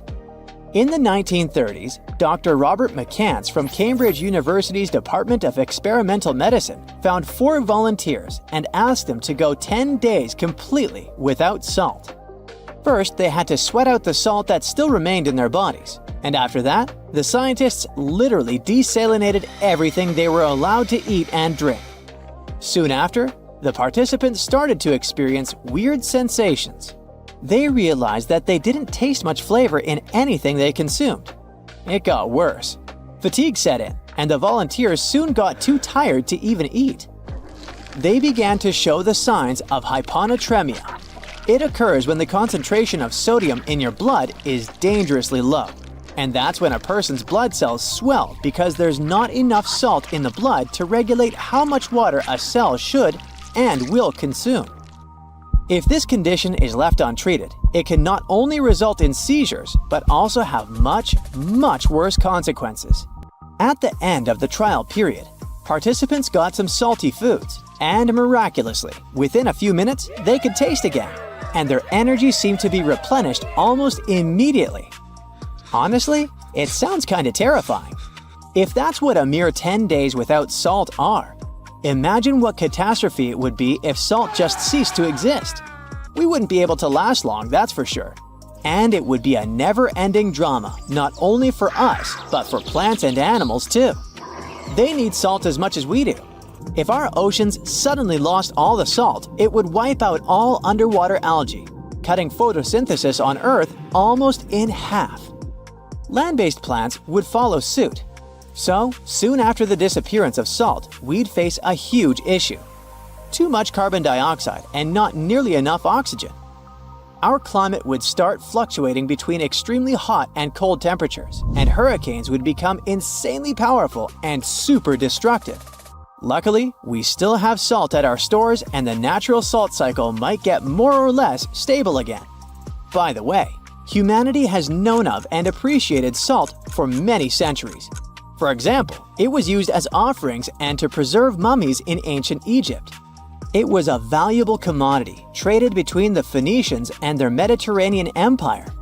In ancient China, people knew of more than 40 types of salt and used it for medicinal purposes. In medieval continental Europe, Venice gained power through its salt monopoly. The production and transportation of salt led to the appearance of new cities and the construction of roads. Salzburg, the city of salt in Austria, is a great example of that. Even these days, salt continues to surprise us. For example, recently, researchers from the University of Miami Rosenstiel School of Marine and Atmospheric Science have discovered rare deep-sea brine pools in the Gulf of Aqaba. That's a northern extension of the Red Sea.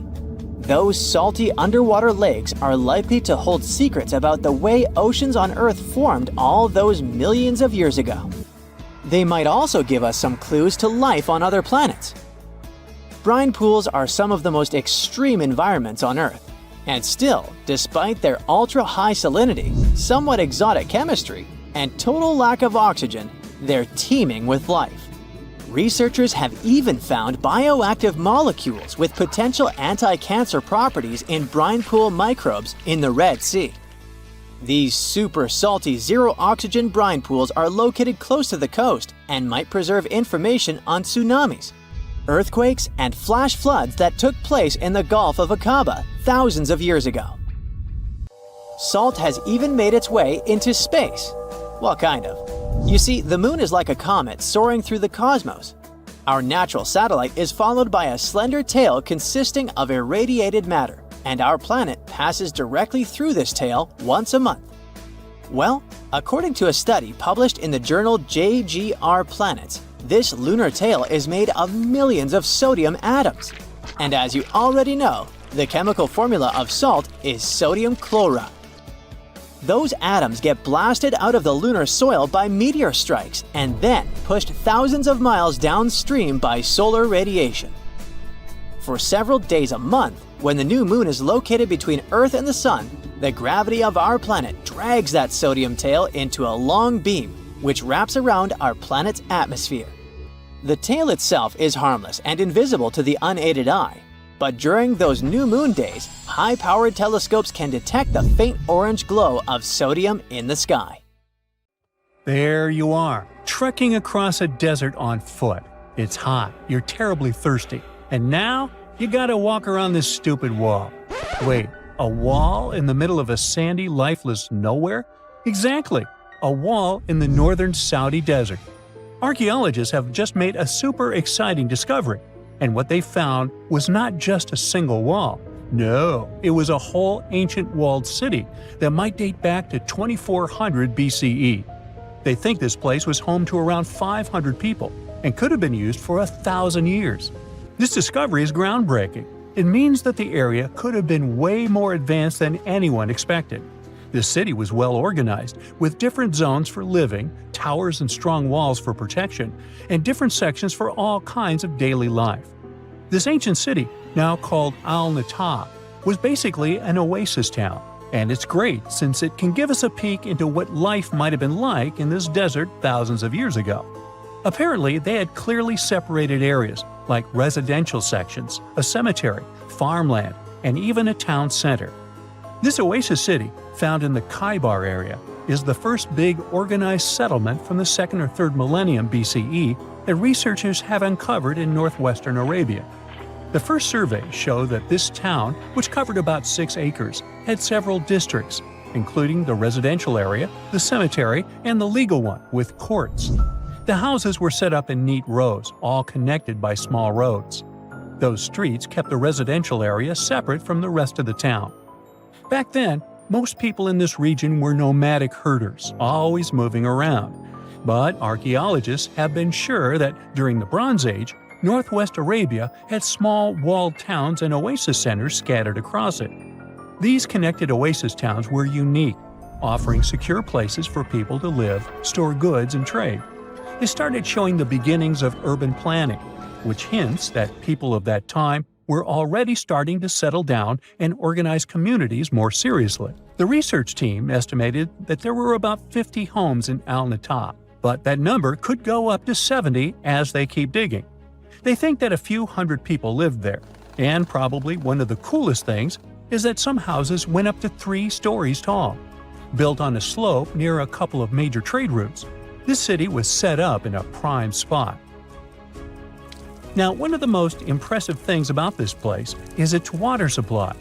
The oasis had springs and aquifers, which are underground water sources, and such conditions were perfect for farming. Those water sources meant residents could grow their own food, making the town self-sufficient. The outer walls probably helped control who could enter the town and get access to its resources. This settled way of life was an impressive shift from nomadic living to a more agro-pastoral lifestyle, which means a mix of farming and herding animals.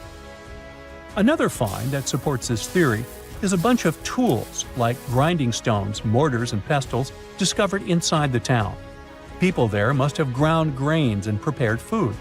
They had a diet of cereals, meat, and milk from animals they raised themselves. These astonishing findings show that the inhabitants of the town could easily feed themselves and were surprisingly advanced for that time. Thanks to better access to Saudi Arabia in the past couple of decades, archaeologists now have a much clearer picture of what life there was like thousands of years ago. The most exciting thing is that Al-Natta might have been part of a whole network of similar fortified oasis towns spread across the region, and all of these connected sites could show us how trade routes and small settlements worked together at that time in that arid area. Now, at the same time, this recent discovery isn't the only one that has the scientific world buzzing with excitement. How about we visit Egypt and see for ourselves?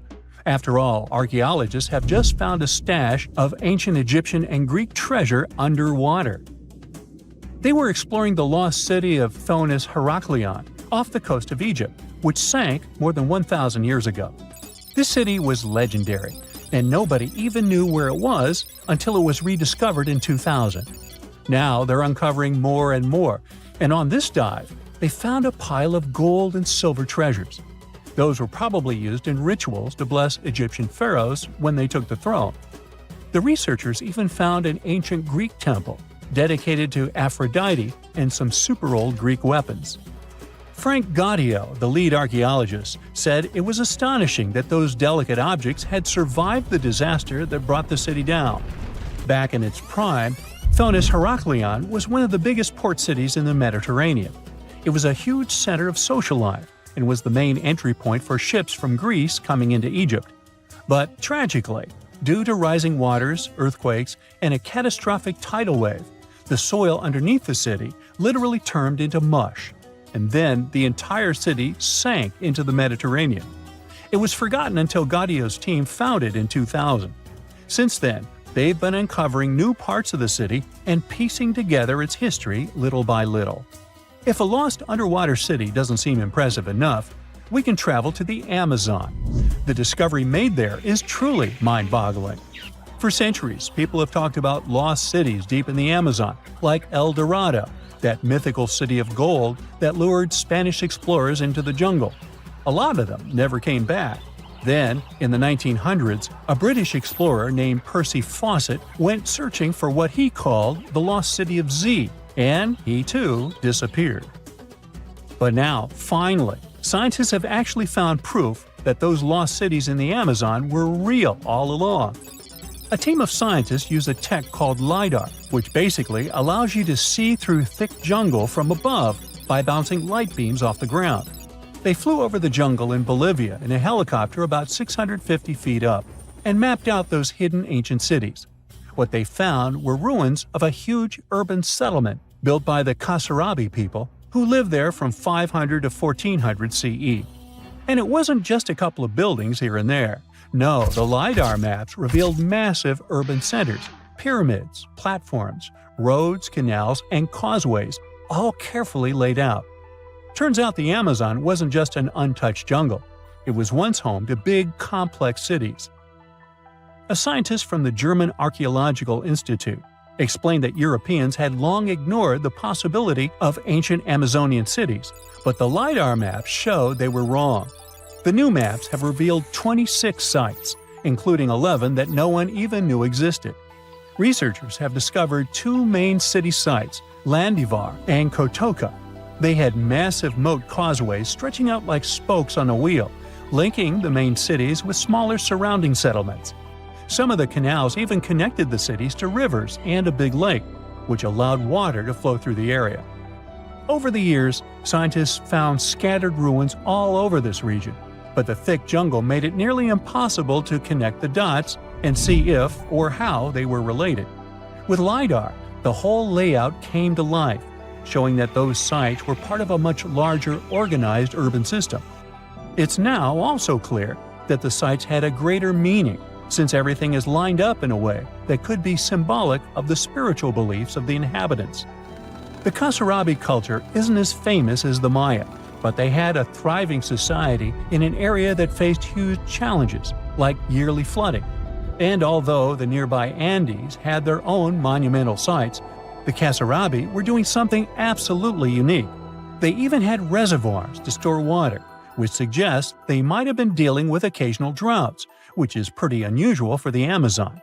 Actually, those terrible droughts could be why the Kasarabi eventually left their cities around 1400 CE. Whoa! It's a huge flying island right above your head. In the era of AI, you may think it's nothing but a neural network video, but let me tell you that first, it's very much real. Two, if you want, you can as well visit it. It may even hold the key to the El Dorado secret. This place is called Roraima, and it's actually not an island at all. It's a mountain. Due to a number of factors, we get this vision of an island floating somewhere above us. But it's all about the flat top this mountain has. There's no standard peak, so it looks flat and the thick clouds get blended into the skies, thus creating this optical illusion. Despite the advancements in satellite technology and affordable air travel, there are still few places on Earth that feel truly uncharted. Like Mount Roraima is one of them. It's been around for almost 2 billion years, and it's one of the oldest formations on our planet. For comparison, dinosaurs appeared somewhere around 240 million years ago. Some scientists believe that this area used to be a part of the supercontinent called Gondwana land. And back then, it wasn't yet a mountain. When the supercontinent split apart, the erosion created this magnificent tabletop mountain. But what's interesting about this place is not the age, but the fact that it still looks prehistoric. It's almost untouched. The reason for that is late exploration of this part of South America. By the way, we still discover new flora and fauna species living there every year. For a mountain, it's relatively short, only 9,220 feet. There are cities located at a higher pitch above sea level, say La Paz in Bolivia, whose elevation is 11,940 feet. So people could be living in the area of Mount Roraima too, despite its hard-to-get location. But there's a twist to it. The Pemon people are the original inhabitants of this region, and they have an incredibly rich tradition of myths. For instance, their mythology features deities that live on the Tepui, which are flat-topped mountains found in the grasslands. These mountains are considered sacred and are off-limits to the living since they're believed to be the dwelling places of ancestor spirits known as Mawari. So, there are traditions that restrict living in this area, but still, some sources claim that local communities do dwell there. But, obviously, modern problems lie not only in the spirits, but in very much limited job opportunities there. However, guided tours are actually available. So what will you see if you ever dare to visit this place? At the base of the mountain lies an evergreen rainforest featuring trees that range in height from 82 to 150 feet, with some specimens reaching up to 200 feet. Some of them are endemic for sure, meaning that it's the only place in the world where you can find them. Like, you can find orchids as large as a medium-sized tree. It's not a surprise because due to the remoteness of this place, species here may have followed a completely different evolutionary trail, unlike most of the flora and fauna on our planet. Next, you have all the chances to stumble upon a waterfall at the base of Roraima that's been flowing for millions of years. Fun fact, there are no rivers on Roraima summit, but the rainfall seeping through the porous rocks create this incredible view. All combined together make it look like some lost world, right? By the way, Sir Arthur Conan Doyle was inspired by Tepui, these tabletop mountains, when he was writing his The Lost World novel. Yep, it's not only Sherlock he was famous for. Among these natural wonders, Roraima stands out as the most accessible Tepui. There are more similar formations, but they're way less trek-friendly. Yeah, amongst other mountains, Roraima may be the easiest to get to, but still, it is very hard to get there, even taking into account all the modern technologies. So, how did the discovery happen? Hard to say for sure, but there is a theory backed up by official records. Back in the 16th century, here was this Sir Walter Raleigh. Look at his fancy collar and mustache. He was one of the most important people during the Elizabethan period. In 1594, he got to know about a great golden city near the Caroni River. That idea stuck in his mind.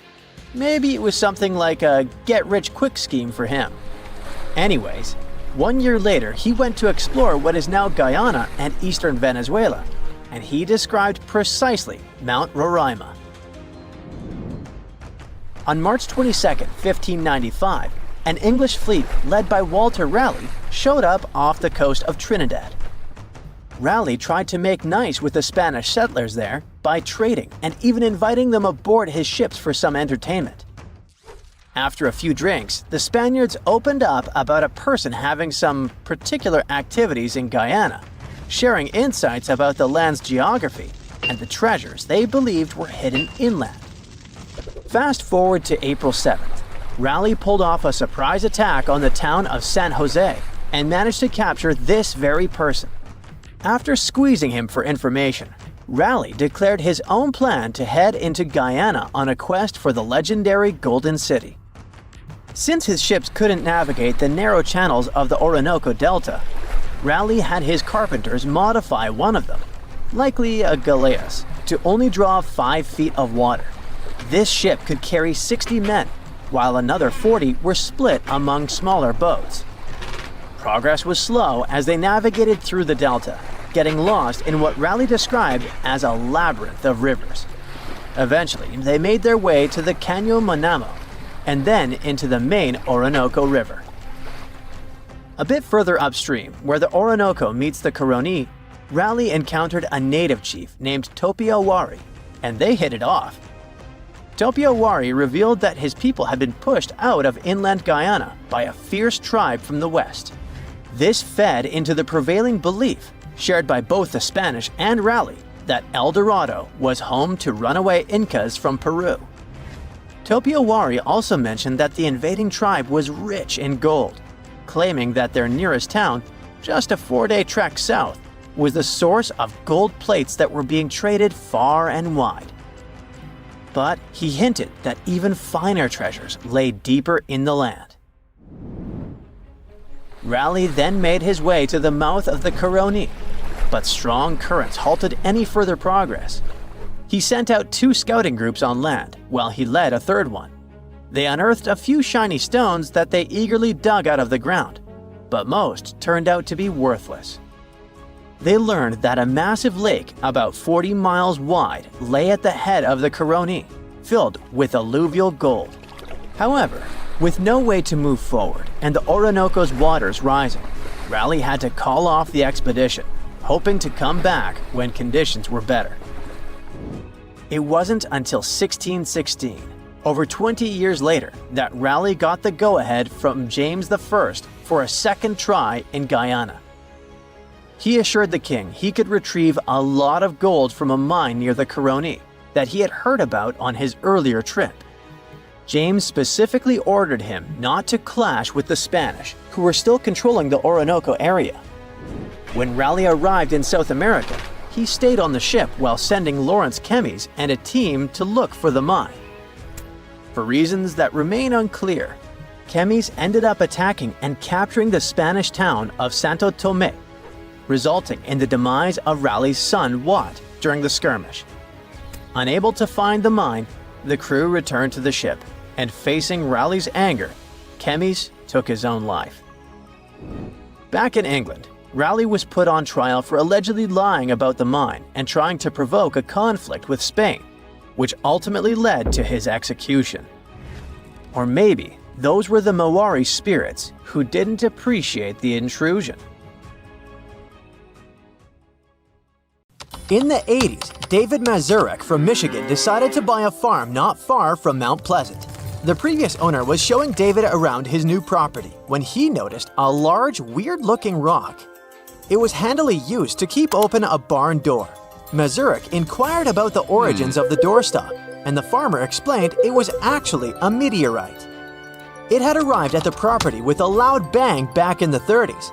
The following morning, the farmer and his father found the crater the meteorite had left and dug out the guest from space, which was still warm. They found a practical use for it to serve as the doorstop, and the good news for the new owner was that the meteorite came with the property. He decided not to change anything about it for as long as he lived at the property. When he was moving to a new home, he took the rock with him and used it as an interstellar doorstop for another 30 years. Sometimes, David would let his children take it to school to show it to others. Then he found out that Michigan residents find and sell pieces of meteorites for some good money. Since his piece was huge, weighing 22 pounds, he decided to take it to Central Michigan University to find out its value. A local geology professor was getting tired of similar requests because, for 18 years, the finds that people brought her turned out to be not meteorites at all. But this time, she could feel something special from the start. She tested the rock and determined it was a real meteorite made from 88.5% iron and 11.5% nickel. It turned out to be the 6th largest recorded find of this kind in Michigan and the most valuable specimen she's ever worked with. They sent a slice for another round of verification to the Smithsonian Institution in Washington, D.C., and it was all officially confirmed. It also turned out that the meteorite was a piece of an early solar system. Both the Smithsonian and the Maine Museum considered purchasing the rock for a hefty sum. In the end, Mazurek sold his meteorite to Michigan State University's Abrams Planetarium for $75,000. He gave 20% of the money to Central Michigan's University's Earth and Atmospheric Sciences Department, where they confirmed the rock's true identity. For ages, a painting by the renowned 13th century Florentine artist Cimabue seemed to have vanished into thin air. But in 2019, it made a surprise appearance in the cozy home of an elderly woman residing in the French countryside. The lady was about to sell the house and invited an auctioneer to see how much she could get for her belongings. I guess she didn't expect the painting that had adorned a space about a kitchen hot plate could be worth millions. The auctioneer recognized the painting had the brushstrokes of a famous painter who lived centuries ago. Expertise confirmed it was an original, a part of a series made in 1280, and one of the only 11 paintings by Cimabue left in the world. Infrared light unveiled subtle corrections the artist had made during the creation process, which only solidified its authenticity. Art experts thought the painting would sell at an auction for around $6 million, but they were wrong. The real price the new owner eventually paid was over $26 million. Back in 1831, a chessboard with intricately carved chess pieces, all made from walrus ivory, was found in the sandy dunes on the Isle of Lewis. 5 of the chess pieces were missing.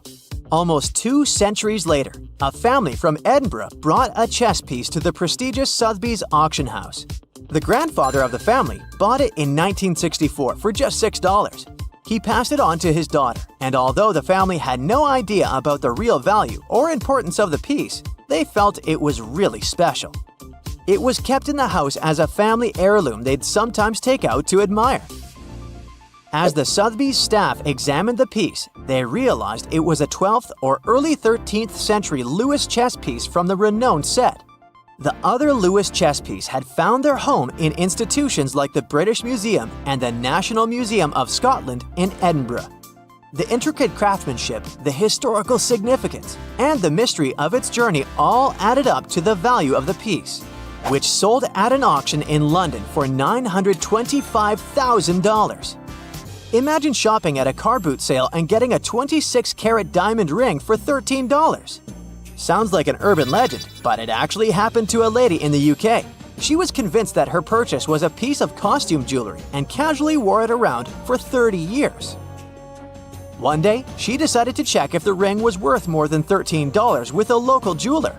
It turned out that the rock was a cushion-shaped diamond set which most likely belonged to royalty or a person of great wealth in the 19th century. It was before modern diamond mines were discovered, and there were really few of those rocks available in the whole world. It was so hard to imagine a diamond in it because it hardly looks like the ones we're used to today. When we think of diamonds, we imagine something sparkling bright. This one was made for candlelight and had an old-fashioned cut and mount which darkened over time. The silver had tarnished and there was most likely some dirt on it. The ring was sold at Sotheby's fine jewelry auction in London for almost $850,000. Experts believe it's not the end of its journey. The new owner can recut it to make it look more modern, and with more sparkle, it could be worth many times that price. Back in 2011, Frank Abrams, a defense attorney from North Carolina, stumbled upon a 19th century tintype photograph at a flea market. He purchased it for $10. It looked like an ordinary picture of 5 cowboys, but experts had reason to believe that one of these cowboys is none other than the infamous outlaw, Billy the Kid. Abrams realized that he might possess a historical gem after watching a TV program about a photo featuring Billy the Kid playing croquet. A Google search led him to images of Pat Garrett, the sheriff of Lincoln County, New Mexico, who was known for taking Billy's life. Abrams was stuck as he saw a figure in this photograph that resembled Pat Garrett, and he wondered if the lean man in the background might be Billy the Kid. He asked for the help of forensic analysts and professors, who had reasons to believe that the photo indeed captured Billy the Kid and Garrett. A handwriting expert in Texas was able to match a signature on the image to known samples of Garrett's handwriting. Experts date the photograph to the late 19th century. How this image ended up in a North Carolina flea market remains a mystery. Another recently discovered photo of Billy the Kid depicting him playing croquet has been valued at $5 million. As for Abrams' tintype, its potential value could be even higher. Abrams, though, doesn't want to part with this historical treasure. He considers himself fortunate and privileged to have found it. Larry Ah, a maintenance worker at Milwaukee's Capitol Court Mall, was tidying up the storage room as the mall was about to get demolished. He found a pair of sneakers tucked away amidst the trash. He quickly realized that these were no ordinary shoes, and they certainly didn't belong to the discard pile. Ah noticed a distinctive signature of Michael Jordan on the side of one shoe. He remembered that these sneakers being showcased in the sports apparel store Playmakers back in the day. The shoes, a size 13, had the inscription, "My very best." Ah decided to put these shoes up for auction, and the expected price for them was set at $20,000.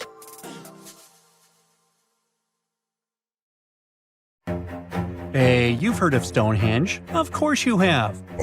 Big rocks mysteriously mounted in circles on a plain in England by, somebody. But what if England's Stonehenge is only a replica of another monument, and its builders just crossed the Atlantic and copied what someone had already done elsewhere? Well, it turns out researchers found another Stonehenge underneath the waters of Lake Michigan. This lake is a hotspot for woo-woo unexplained things. A bunch of disappearances, plane crashes, and now this. An ancient underwater monument that looks strangely enough like Stonehenge. We couldn't help ourselves and needed to dive deep into the story. A ring of massive stones, arranged in a way that felt all too familiar. They saw 2 circles, an outer one and an inner one, sitting 40 feet below the surface. But this wasn't just a random pile of rocks. These stones had been placed there, purposefully, by human hands. And by doing some further research, they discovered that they were staring at a structure that's over 9,000 years old. Think about it. This Stonehenge beneath Lake Michigan predates the pyramids. It predates Stonehenge itself by about 4,000 years. All of this information was enough to startle scientists at Northwestern Michigan University. But that was before they found this out. One of the stones had a carving, a faint but clear petroglyph of a mastodon. Mastodons kind of look like the ancestors to our modern-day elephants, but they have been extinct on planet Earth since 10,000 years ago. So, whoever built this underwater Stonehenge needed to be alive at the same time these creatures roamed our planet. This discovery raised many questions among scientists. I mean, why on earth would they go through all this trouble to lay rocks at the bottom of a lake? Well, first things first. Scientists believe that Lake Michigan had much less water back then than it does now. Second, it could have something to do with ancestral practices of First Nation people. There's one theory from a professor of the University of Michigan. He suggested that the stones formed a kind of prehistoric hunting trap. He believes that early hunters used the circular formation as a drive lane to herd large animals like the mastodons from the rock carvings we were just talking about. Once they got these huge animals into a tighter circle, they could be more easily hunted. But not everyone's convinced by this theory. Some believe the circle probably had a deeper spiritual purpose. According to local Native American tribes, like the Anishinaabe, stones are more than just rocks. They're living beings. They hold spiritual energy and represent a connection to the earth and all living creatures. An elder from the Anishinaabe community even suggested that these stones are sacred, placed there by their ancestors to honor the land and its creatures. Scientists are trying to study the stone formation in depth, like about 40 feet. But that's the problem, actually. The fact that it's underwater makes it super difficult, since they don't have the best technology. Traditional archaeological tools don't work as well when everything is submerged, but promising new technologies like stereophotogrammetry, which literally means making 3D models of a site, are helping scientists study the stone circle more closely.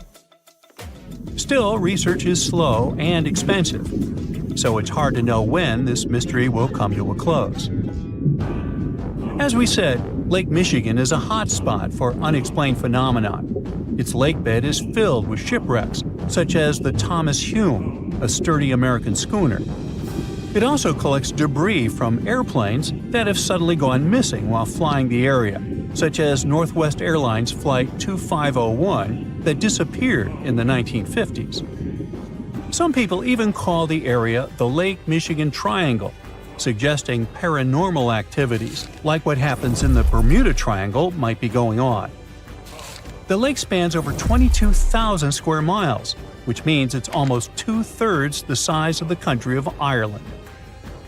In 2024, scientists were able to access another one of Lake Michigan's mysteries, the wreck of the Margaret A. Muir schooner. This 130-foot-long sailing ship sank over 130 years ago. The discovery was announced just recently by the Wisconsin Underwater Archaeological Association, the WUAA, whose team found the shipwreck sitting 50 feet below the surface just off the shores of Algoma, Wisconsin. Built in 1872, the Margaret A. Muir was a three-masted schooner built to carry heavy cargo across the Great Lakes.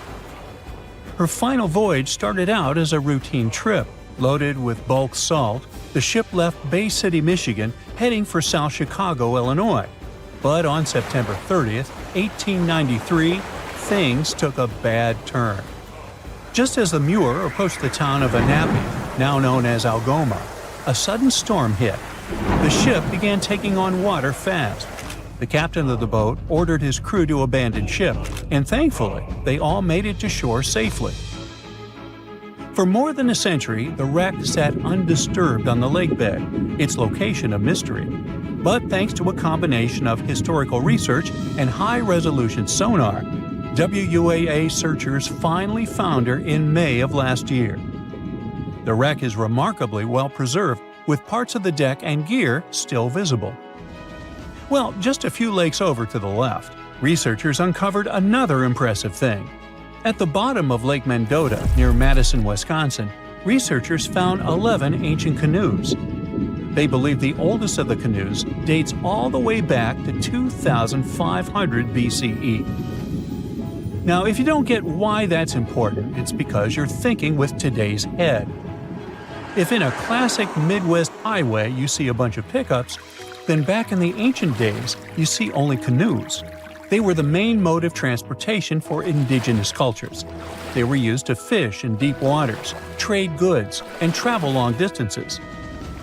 The reason why scientists were so excited with its discovery is because they had never found any proof of what canoes were being used for in this region back then. And to understand the local cultures that inhabited the area during this time period, they needed to have some information on that.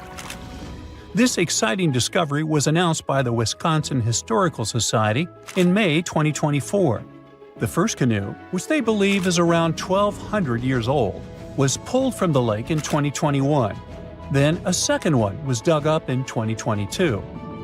And now divers have found at least 11 more canoes along what would have been an ancient shoreline, long since submerged.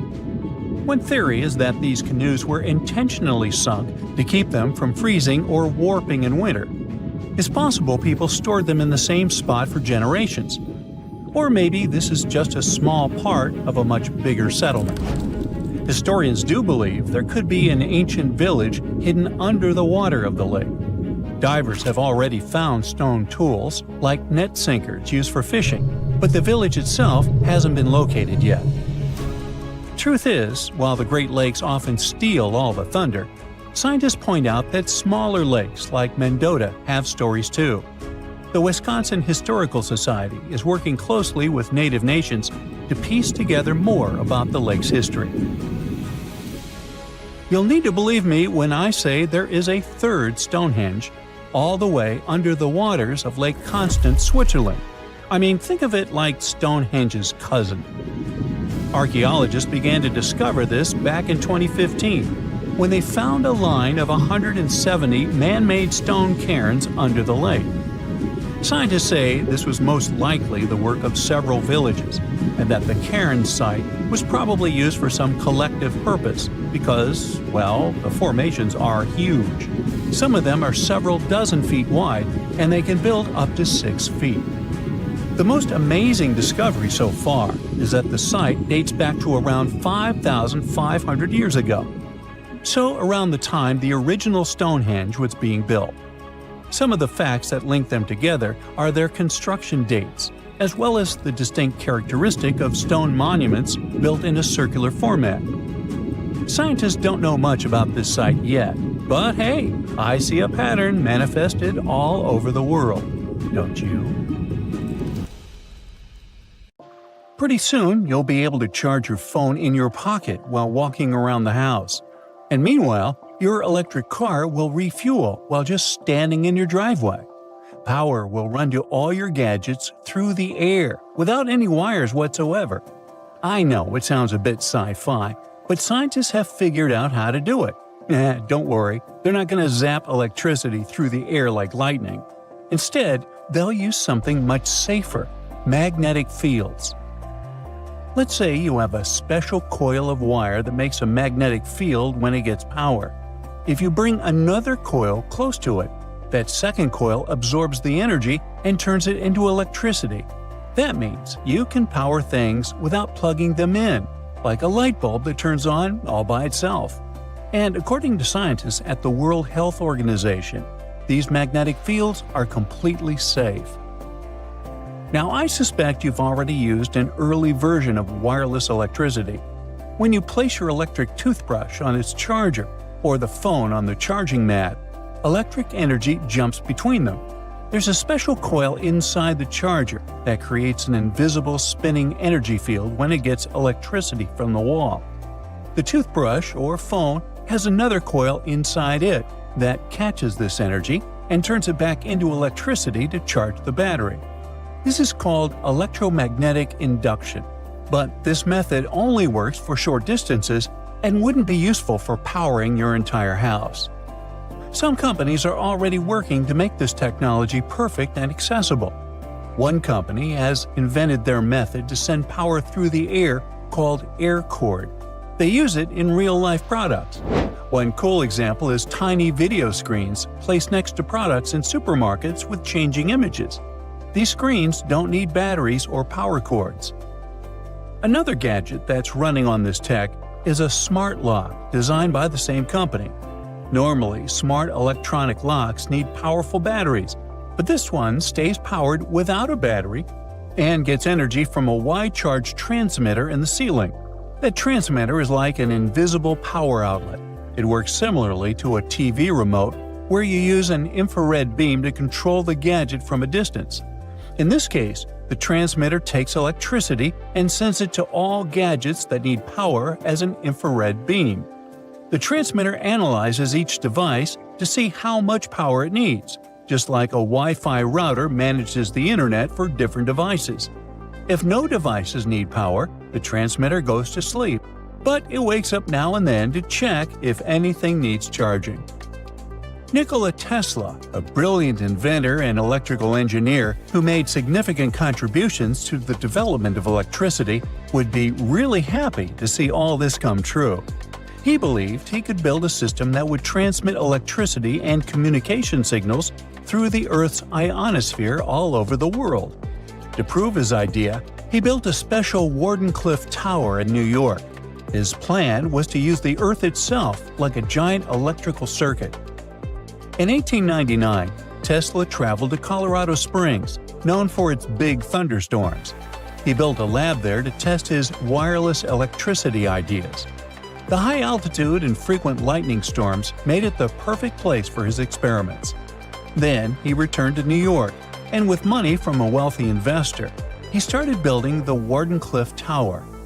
Tesla placed iron rods and copper plates under the tower to help send power through the Earth. There would be a huge metal dome on top of the tower.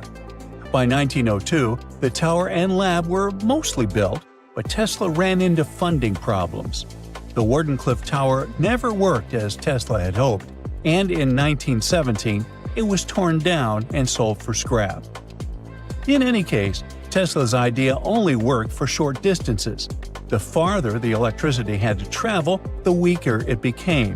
Scientists needed a way to send energy over long distances, and they found two viable solutions in the middle of the 20th century: microwaves and lasers.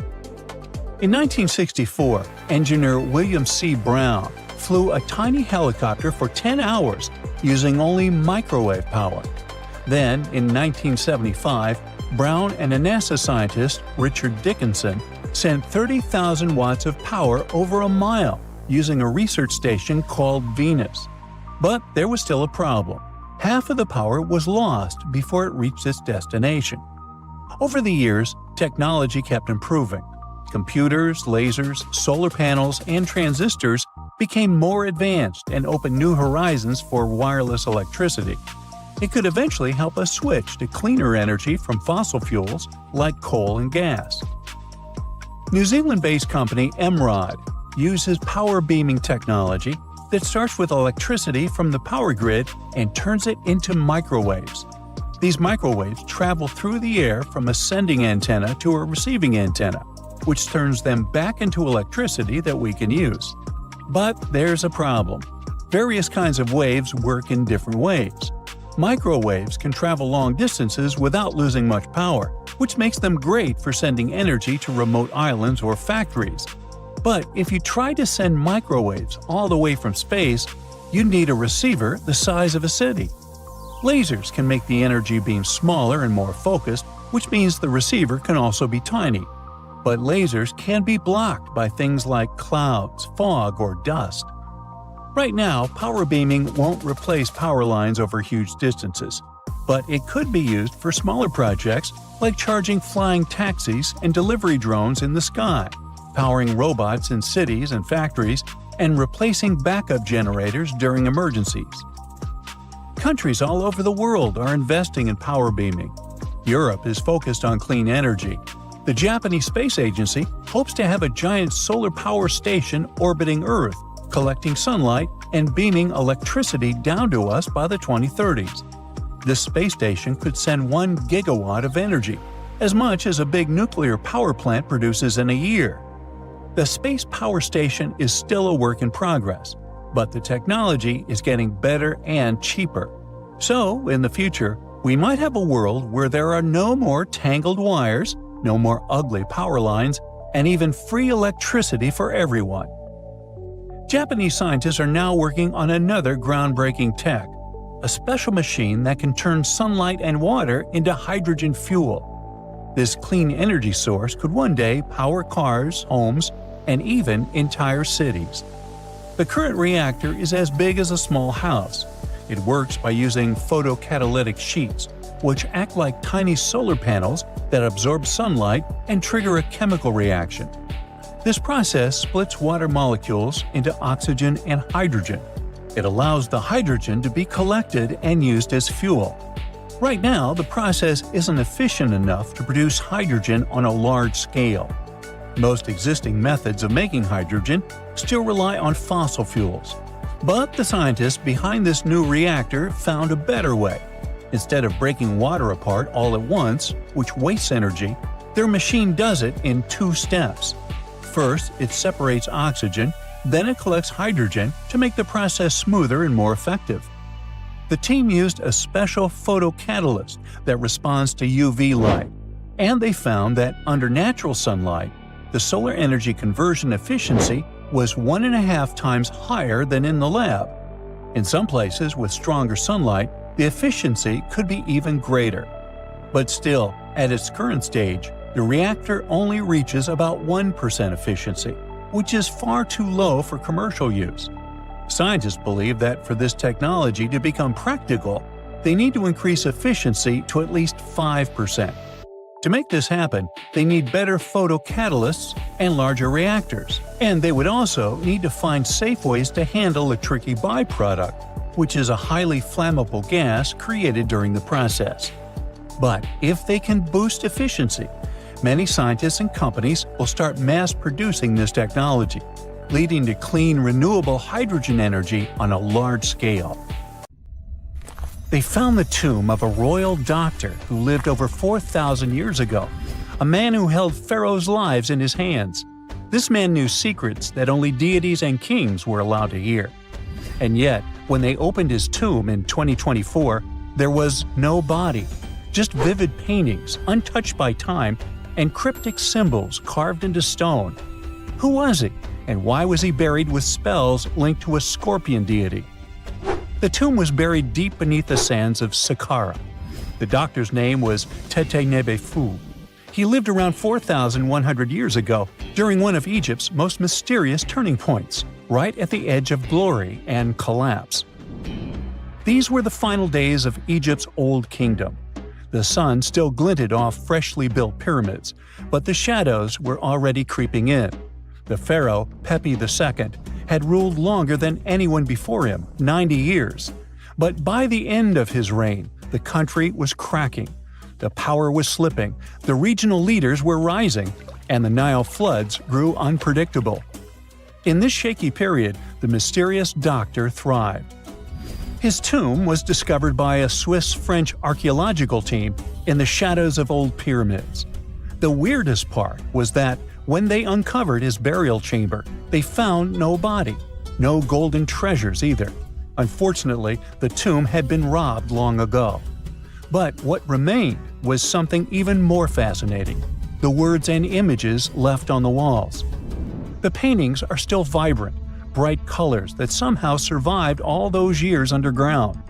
The walls show jars, containers, strange abstract patterns, and geometric shapes. And then there are hieroglyphs, lines and lines of sacred script carved with precision, like someone had poured their soul into every curve. These inscriptions revealed who Tete Nebefu truly was. Turns out, he wasn't just any doctor. He was the conjurer of Serket. Now, Serket was the female deity of scorpions, sacred and terrifying. Egyptians believed she could stop venom, heal bites, and protect the living from toxic elements. The title Conjurer of Serket meant Tete Nebi-Fu was a specialist in treating dangerous stings and bites. And if he got an entire tomb for himself, he may have been Egypt's top expert in those things, a man who healed with both medicine and magic. But that wasn't all. He also held the title Director of Medicinal Plants, a title seen only once before in all of ancient Egypt. That means he knew the healing power of herbs, roots, and oils like no one else. Now, you might wonder what plants in a huge land of sand, but in reality, ancient Egyptians used herbal medicine that would hold up in some labs today. They created pills, ointments, and inhalers. Most often, they chose some active ingredient, a flavor to make it easier to take, and something to deliver it into the body. Sound familiar? And yeah, they didn't have many traditional plants, so some of these ingredients were bizarre by our standards, like using crocodile dung and acacia mixed with honey. They even had formulas for anti-wrinkle creams. And apparently, our mysterious healer was also chief dentist. This title is almost never seen in ancient records. Evidence of Egyptian dentists is incredibly rare. Turns out, our ancient genius didn't just fight stings and study plants. He was also trusted with teeth and jaws, which were actually a huge problem in ancient Egypt. These people may have built wonders, but their teeth paid the price. Ancient Egyptians constantly caught grains of sand in their mouths. They often ate grit-filled bread and raw vegetables, which wore down enamel and caused a horrible condition called attrition. This led to tons of problems, including tooth loss. They had to improvise back in the day. For example, crafting the world's oldest known toothpaste from crushed rock, mint, and pepper, which ironically only made things worse for the gums. Or a toothpaste from things like eggshells, pumice, and natron, a salty mineral used for cleaning. They were also inventing mouthwashes from celery, bran, and herbs to ease the problem. Some mummies were even found with crude metal braces and gold wires attaching missing teeth. Though we're not sure if these were for the living, or was it just a nice little addition added as an afterlife gift. So, Tete Nebi-Fu specialized in all these fields. 3 rare titles for one man. Now, back in the day, he must have been admired as incredibly knowledgeable. In a world without modern science, he would have been like a sorcerer who knows how some leaf or bark could save a life. That's why archaeologists believe Tete Nebi-Fu wasn't just any doctor.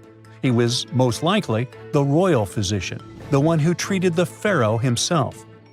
We don't know for sure which king he served. Maybe it was Pepi II, and who knows, maybe that's why the guy lived so long. But if that was the case, Tete Nebi-Fu may have lived through the final moments of the Old Kingdom, watching the Golden Age crumble from inside the palace walls. And then he was buried. The body was looted, or perhaps just lost to time. But the team says they're still studying the tomb, still uncovering the traces of this incredible man. Overall, ancient Egyptians were practicing medicine on a crazy advanced level. Some practices feel familiar even today. They had hospitals, specialists, surgeries, and many more things, even medical schools.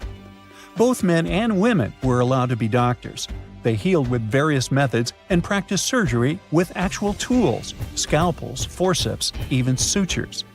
Some doctors treated only the eyes, others the teeth, the stomach, or even what they called the hidden diseases. They knew how to clean and dress wounds, could set broken bones using splints made of wood or reeds wrapped in linen, and even prevented infections. There were even proctologists. They also built the first prosthetics, like a wooden toe with leather straps that help people walk normally again. The oldest known prosthetic is 3,000 years old. Now, the most shocking part is how they actually even tried to remove tumors. A recent study looked at a 4,000 years old skull. It belonged to a man in his 30s. There were signs of past tumors, and around 3 of them, there were marks, surgical cuts made with a metal tool. That suggests someone attempted to remove or study them, maybe treatment, maybe an autopsy. There was another skull of a woman over 50 years old. It also showed similar signs, but with healed fractures from an earlier injury, which is amazing because her treatment might have actually been successful. Being a healer in this society meant something powerful. It meant being a priest, a scientist, and a magician all at once. To ancient Egyptians, medicine was a necessary art, and they treated it with as much reverence as they did their deities.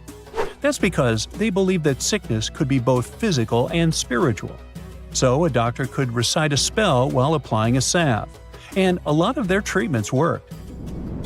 The reputation of doctors in ancient Egypt was so strong that leaders from other parts of the ancient world, like Persia, actually sought them out. Even Homer, the Greek poet, once said the Egyptians were the most skilled healers of all. Of course, their understanding of the human body wasn't perfect. For example, they thought the heart controlled thought and emotion. They also didn't know what the brain really did. But their approach, observe symptoms, diagnose, and treat, well, that's modern medicine. Sure, they prayed over the wound, but they also healed it, didn't they? Their most famous physician was Imhotep. That guy was a true polymath, an architect, priest, and a healer who became so revered he was later worshipped as a deity of medicine. Yep, a human who was so cool they turned him into a deity.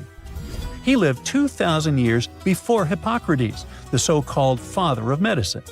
And yet, some people joke we should drop the Hippocratic Oath altogether and swear an Imhotepic oath instead.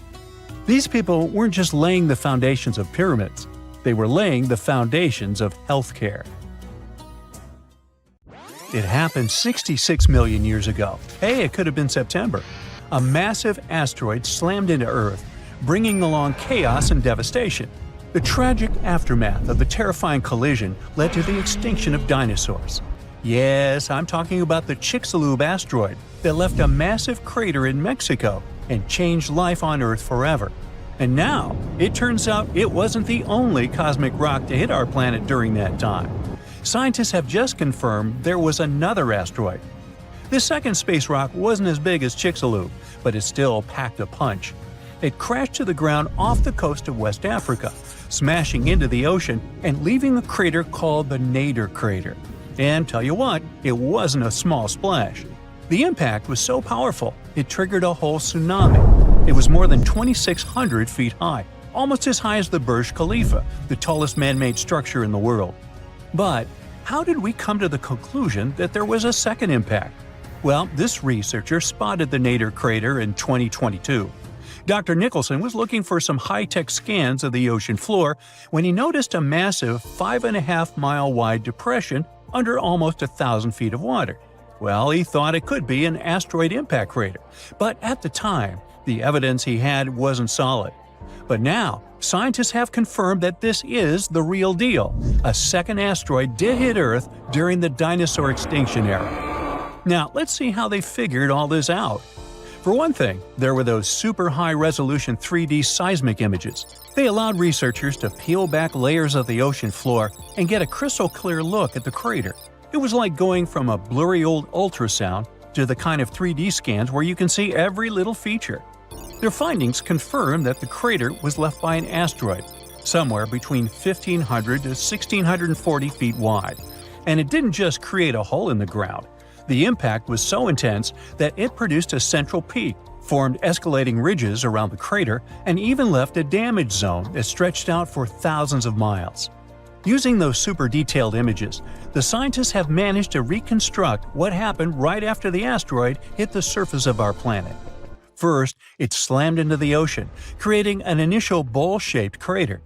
As the shockwave spread, the seabed was shaken so violently that it triggered landslides, and the soft sediment surrounding the crater collapsed inward, creating a noticeable brim. As you already know, the impact also triggered a tsunami, and it was so shockingly powerful that its waves didn't just go outward, they actually turned back towards the crater, leaving huge scars on the ocean floor. And this wasn't just one big wave. No, it was a whole series of them, a train of tsunamis smashing everything in their path. Now, this second asteroid impact is a huge deal for scientists. It's a rare opportunity to study a marine impact crater in such incredible detail. There are only about 20 confirmed marine craters in the world, and none of them have been captured with this level of precision before. Plus, this data allows scientists to test new ideas about how craters form in water. You see, unlike craters on land, marine craters are hidden under layers of sediment, which makes them tricky to study. But with this new 3D imaging, we can look at the crater in all its layers. It's like slicing into a cake to see what's inside. Dr. Nicholson and his team are now dreaming of drilling into the crater and recovering samples from deep below the ocean floor. This would allow them to measure the shock pressure during the impact and figure out what happened in the minutes, hours, and days following the collision. Of course, the Chicxulub asteroid is still the star of the show when it comes to the dinosaurs' extinction. This space traveler was giant, somewhere between 6 and 9 miles wide. It hit Earth at a devastating angle, sending vaporized rock and gas into the atmosphere. It caused an impact winter that lasted for 15 years because all that stuff blocked out the sun and plunged Earth into darkness.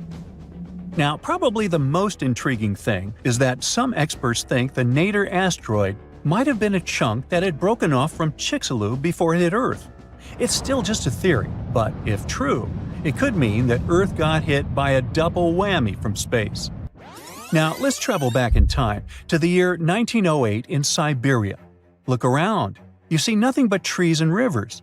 And suddenly, a huge object, around 150 to 300 feet in diameter, dashes through the Earth's atmosphere. Is it a comet? An asteroid? Scientists aren't sure.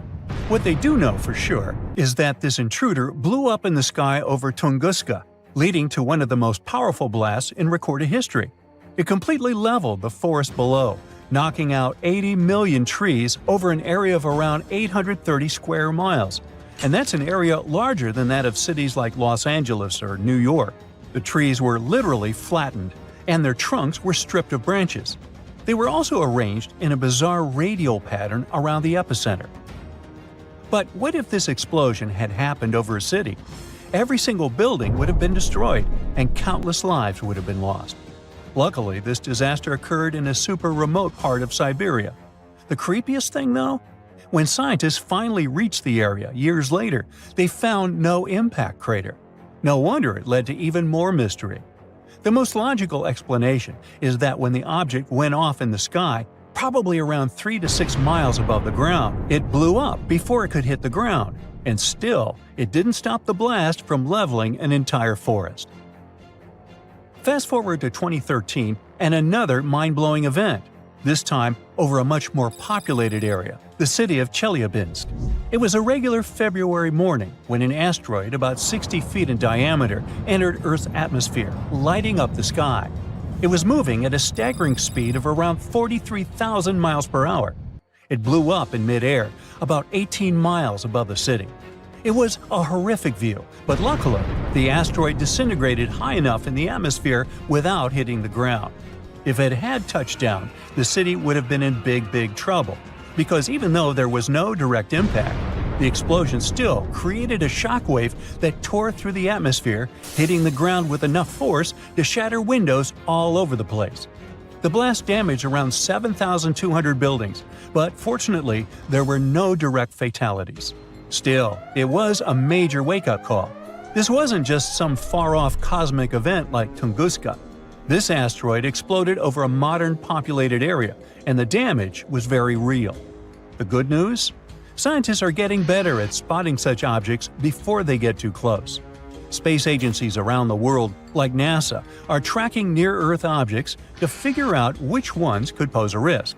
But as we can see from these two events, sometimes space rocks can still sneak up on us. And while the chances of a major impact are low, the stakes are really high. At the moment, there's one asteroid that NASA is keeping an eye on. It's called Bennu, and it's about the same size as the Nader impactor. Bennu is considered one of the most hazardous objects in near-Earth orbit. According to NASA, there's a small chance it could hit the Earth between the years 2178 and 2290, and the biggest risk date is September 24, 2182. But don't freak out just yet. The odds of the impact are only 1 in 2,700. But still, it's a reminder that Earth is always in the cosmic firing line. In 2011, scientists from Chile found a weird-looking fossil in Antarctica that looked like a squashed football. Almost 10 years later, the rock just sat on a shelf in Chile's National Museum of Natural History with no specific label. It went by The Thing in the museum because it looked like something from a science fiction movie. When the scientists finally got their hands on the strange fossil, it turned out it was actually a giant soft-shell egg from around 66 million years ago. This one is more than 11 inches long and 7 inches wide. A regular chicken egg is just 2.5 inches long, and an ostrich egg is almost 6 inches long for comparison. So, the Thing won the title of the biggest soft-shell egg ever found and the second largest egg of any animal we know of. The only bigger egg that was ever found was that of the extinct Madagascan elephant bird, which is also 1.5 times as tall as Michael Jordan. The bird, not the egg. The Antarctic egg is also special because it's the first fossil ever found in this part of the world. So, whoever left it there must have been one big creature, probably a giant sea turtle that lived long ago, like a mosasaur. This is surprising because most scientists thought these creatures didn't even lay eggs, so this discovery could change what we know about them. The egg is also unique because it has a thin eggshell and no pores, which is totally different from most dinosaur eggs. It actually looks more like the eggs of lizards and snakes, but it came from a giant creature related to these animals. No known dinosaurs or flying reptiles from that time and place were big enough to lay such a huge egg, so it must have been a mosasaur after all. But we can't be 100% sure. Scientists did a lot of work and studied 259 types of living reptiles, like lizards and snakes, and their eggs. From this, they figured out that the mommy who laid the egg was probably at least 23 feet long, not counting her tail. During the late Cretaceous period, this part of Antarctica might have been like a nursery. Paleontologists have found bones of tiny mosasaurs and plesiosaurs in the same area, along with bones from the grown-up ones. Archaeologists in Norway made another cool but literally discovery and found dozens of arrows that had been hidden in ice for 6,000 years. They were melting out of a large ice patch in the high mountains, covering an area of about 45 football fields. In 2014 and 2016, when the summers were extra warm, scientists went to an ice patch called Langfoni to look around. They also found lots of reindeer bones and antlers there. Some of the arrows were whole and some in pieces, along with 5 arrowheads around the melting ice patch. This is more arrows than have been found at any other frozen site in the world. Some of the 68 found arrows date back to the Neolithic period, and the newest ones are from the 14th century of the Common Era. Ice is like the perfect time machine that can preserve whatever ends up there in an almost perfect condition. Langfoni became famous as one of the first ice patch sites after a local hiker found a 3,300-year-old leather shoe right next to its edge. Scientists are studying places like this to understand how people used these sites and how the ice patches from Norway to North America changed over time. Now, once upon a time, around 32,000 years ago, to be exact, a squirrel buried some seeds near a river in Siberia.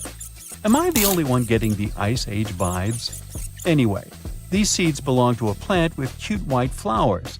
Thousands of years later, a group of scientists found these seeds buried deep in the frozen ground, about as far down as a 12-story building is tall. The seeds were surrounded by ice and bones of animals, like mammoths, bison, and woolly rhinoceroses. The mature seeds had been damaged, maybe by some squirrel, but some of the younger seeds still had good plant parts inside them. The scientists carefully took those out and put them in small containers to help them grow. And here comes the coolest part. They were able to grow the plants. Their flowers were shaped a little differently from the flowers of the same plant that grows today. After a year, the Ice Age plant even made new seeds. Based on this, the scientists suggested that permafrost could be a depository for an ancient gene pool, and we could find extinct species there and bring them back to life. Scientists on an icebreaker in Antarctica were looking for whales but found something way more unusual. The camera behind the ship, which is as heavy as a car, detected 16 million ice fish nests on the floor of the Weddell Sea. The nests were located about every 10 inches in all directions and covered an area of 93 square miles, which is slightly bigger than the whole of Washington, D.C. The colony even had a distinct border, which was a line in the sand. The scientists were in the area because they were studying a special spot in the ocean where the water was a little warmer than the water around it. In this warmer water, they found tiny animals called zooplankton near the top. When the young ice fish hatch, they swim up to this area to eat the zooplankton before going back down to the seafloor to grow up and have their own offspring. Since there was so much food, it made sense to see ice fish in this warm water. But they didn't expect to find such a huge number of ice fish nests, much more than anyone had ever seen before. New Zealand's Antarctic Heritage Fund found some old photo negatives in a hut in Antarctica. They turned out to be unique images from the Ross Sea Party. It was a famous failed expedition led by Ernest Shackleton. He wanted to become the first person to cross Antarctica by land, from the Weddell Sea to the Ross Sea, passing through the South Pole. But things went wrong when their ship, the Aurora, was blown out to sea. They had to use the hut from another explorer, Captain Robert Falcon Scott. His goal was to be the first person to reach the North Pole, but sadly, he didn't succeed either. The negatives were made of cellulose nitrate and were found stuck together in the small box. The Trust took the negatives back to New Zealand, where they carefully separated them and discovered 22 hidden images. Many of the photos were damaged, but the Trust could still recognize some familiar places around McMurdo Sound, a well-known area in Antarctica. No one knows for sure who took the pictures. In December 2021, some scientists noticed a strange mark on the Larsen Ice Shelf, a giant sheet of ice off the eastern coast of Antarctica. They thought it might be a river flowing under the ice, so they drilled down over 1,600 feet to check it out. They expected to find water, but they didn't expect to see that the water was full of fast-moving creatures called amphipods. The scientists also found that the water in the underground river had unusual layers of currents moving in different directions, which they still don't fully understand. Another surprising thing happened during their research. On December 20th of the same year, a volcano erupted far away in Tonga, and the pressure waves from the eruption were detected all the way down in the ice river in Antarctica. It shows how everything on our planet is connected, even in the most distant places.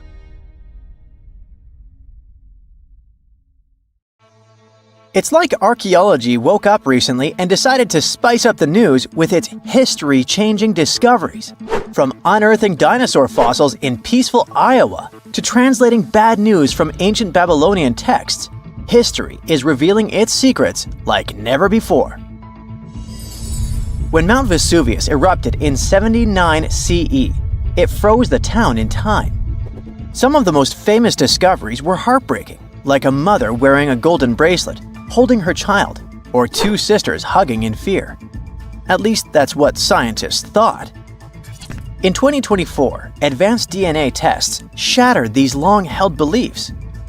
The mother from the House of the Golden Bracelet was actually a man wearing a fancy 30-carat bracelet, and the child wasn't even related to him. As for the two sisters, DNA revealed one was actually a man, while the other remains a mystery. Some speculate they were lovers, but the truth is still buried in time. Speaking of rewriting history, another shocking revelation comes from ancient Babylon. Recently, archaeologists translated 4,000-year-old texts that turned out to be heralds of terrible news. These specific texts that were translated are believed to be from Sippar, a city near the Euphrates River in modern Iraq. They talked about lunar eclipses, which is when the Earth's shadow blocks the moon, and for ancient Babylonians, these were warnings. Eclipses could mean everything from floods and famines to chaos in the kingdom. But here's the interesting twist. Babylonians also came up with clever ways to cancel these bad omens, like calling in priests to perform rituals or consulting oracles for advice. These ancient astrologers took their job seriously since it wasn't just about stargazing, it was about keeping the kingdom safe. Augustus was the first Roman emperor, so we can say he was a big deal. Archaeologists have already found ruins of the villas where he partied, but now they think they've found his final resting place. In a place near Naples, they've found an old structure buried under a villa. They found the equivalent of a modern heating system, something that was probably used to draw warm baths. They also found shelves filled with ancient jars, suggesting the site later became a temple. They're still not sure this was Augustus's last home, but if confirmed, this would be a big deal for world history. While ancient Rome is surprising us, the famous Nazca lines in Peru are also revealing hidden details. These massive geoglyphs, created thousands of years ago, have only been partially studied until now. Scientists trained artificial intelligence to help them scan 243 miles of terrain. With AI's help, they identified over 300 new motifs, including llamas, stick figure people, and strange heads. The algorithm, originally developed to decode charred scrolls from Mount Vesuvius, has doubled the number of known glyphs. The past is getting a serious digital upgrade. Meanwhile, in Bulgaria, archaeologists made a surprising discovery in a place few would expect: a sewer. In 2024, researchers unearthed a nearly intact 6.8-foot-tall marble statue of Hermes, the Greek god of travelers and trade, hidden beneath layers of soil. Experts believe it was placed there for safekeeping after an earthquake in 383 CE damaged the city's infrastructure.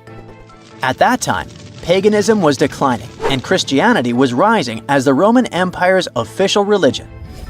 Many pagan idols were being destroyed, but it seems some locals secretly preserved their deities by hiding them underground. Searching the bottom of the River Thames is probably worse than looking under your bed. The riverbed collects all kinds of discarded treasures, including a legendary typeface. In the early 1900s, two men created the Doves typeface for printing books, but after a bitter falling out, one of them threw every single metal letter into the river. A century later, in 2014, a designer trying to revive the typeface began searching for the lost letters. In just 20 minutes, he started finding them. With the help of divers, more were uncovered, and today, some of the lost letters are on display in a museum. Not much goes on in Iowa, which is why finding a huge 13,000-year-old mastodon skeleton made headlines. In 2022, a researcher received a photo of a massive femur believed to belong to a prehistoric animal. It took 2 years to secure funding for excavation, but in 2024, archaeologists finally dug in. After 12 days of work, they uncovered a well-preserved mastodon skull, the first ever found in a Midwestern state. This discovery would make Indiana Jones jealous, especially since it happened in Petra, the ancient Jordanian city featured in one of the movies. Archaeologists uncovered a 2,000-year-old chamber beneath Petra's treasury, containing at least 12 skeletons, along with iron and bronze artifacts. The chamber, built by the Nabateans, sheds new light on their afterlife practices, which remain largely mysterious. One of the most intriguing finds was a ceramic chalice clutched by one of the skeletons. Back in Peru, archaeologists made a groundbreaking discovery that turned Peruvian history upside down: a female ruler. At the 1,600-year-old site of Pañamarca, scientists uncovered a throne room decorated with colorful murals. These murals depict women spinning and weaving, men carrying a crown, and even a crowned woman speaking to a birdman. The discovery suggests that Moche women weren't just spiritual leaders, but rather had real political power too. Tiny houses are mainly a modern thing, but archaeologists think they found one in ancient Pompeii. Unlike traditional Roman homes, which had grand atriums for entertaining guests, this house had none. But what it lacked in size, it made up for in artistry. Inside, scientists found a painted altar decorated with birds of prey, sparrows, snakes, and plants. The altar held ceremonial items like a lamp and an incense burner, still holding traces of fragrant herbs. In 2021, researchers scanning the Baltic Sea found a massive stone wall hidden beneath the waves. The Blinker Wall, stretching over 1.5 miles, could be Europe's oldest man-made structure. Sitting 68 feet below the surface, it's built from around 1,400 small stones placed between 300 giant boulders, some weighing up to 142 tons. Dating back over 10,000 years, the Blinker Wall predates Stonehenge and France's Karnak stones, meaning it was likely built when the area was dry land. Scientists believe it may have been a reindeer hunting tool, guiding animals into a lake where hunters could strike. Oh, and then there's the granite slab that was found in Egypt's Abydos area. At first, it was thought to belong to two important people from ancient Egypt, but a recent discovery showed it was actually part of the sarcophagus of Pharaoh Ramses II, one of the most famous Egyptian rulers. A researcher found a special engraving on the slab that had Ramses II's name on it. Ramses ruled Egypt a long time ago, and after he died, his tomb was looted, so his body and belongings were moved around a few times. This new discovery shows that after Ramses' tomb was robbed, some of his things were used again. The finding also teaches us that ancient Egyptian tombs were often looted, and the things in them were reused. Recently, something unexpected happened during a dig in Norton Disney, back in England. While searching for ancient coins and brooches, a volunteer from the Norton Disney History and Archaeology Group stumbled upon a mysterious Roman dodecahedron. This small hollow object, made of copper alloy with 12 pentagonal sides, was buried for 1,700 years, but was surprisingly well preserved. Though over 30 of these strange objects have been found in the UK, no one knows for sure what they were used for. Some think they might have been measuring tools or calendars, while others believe they were used for rituals. The Norton Disney Group thinks these dodecahedra were likely symbols for religious ceremonies, as many show no signs of wear from daily use. That's it for today. So hey, if you pacified your curiosity, then give the video a like and share it with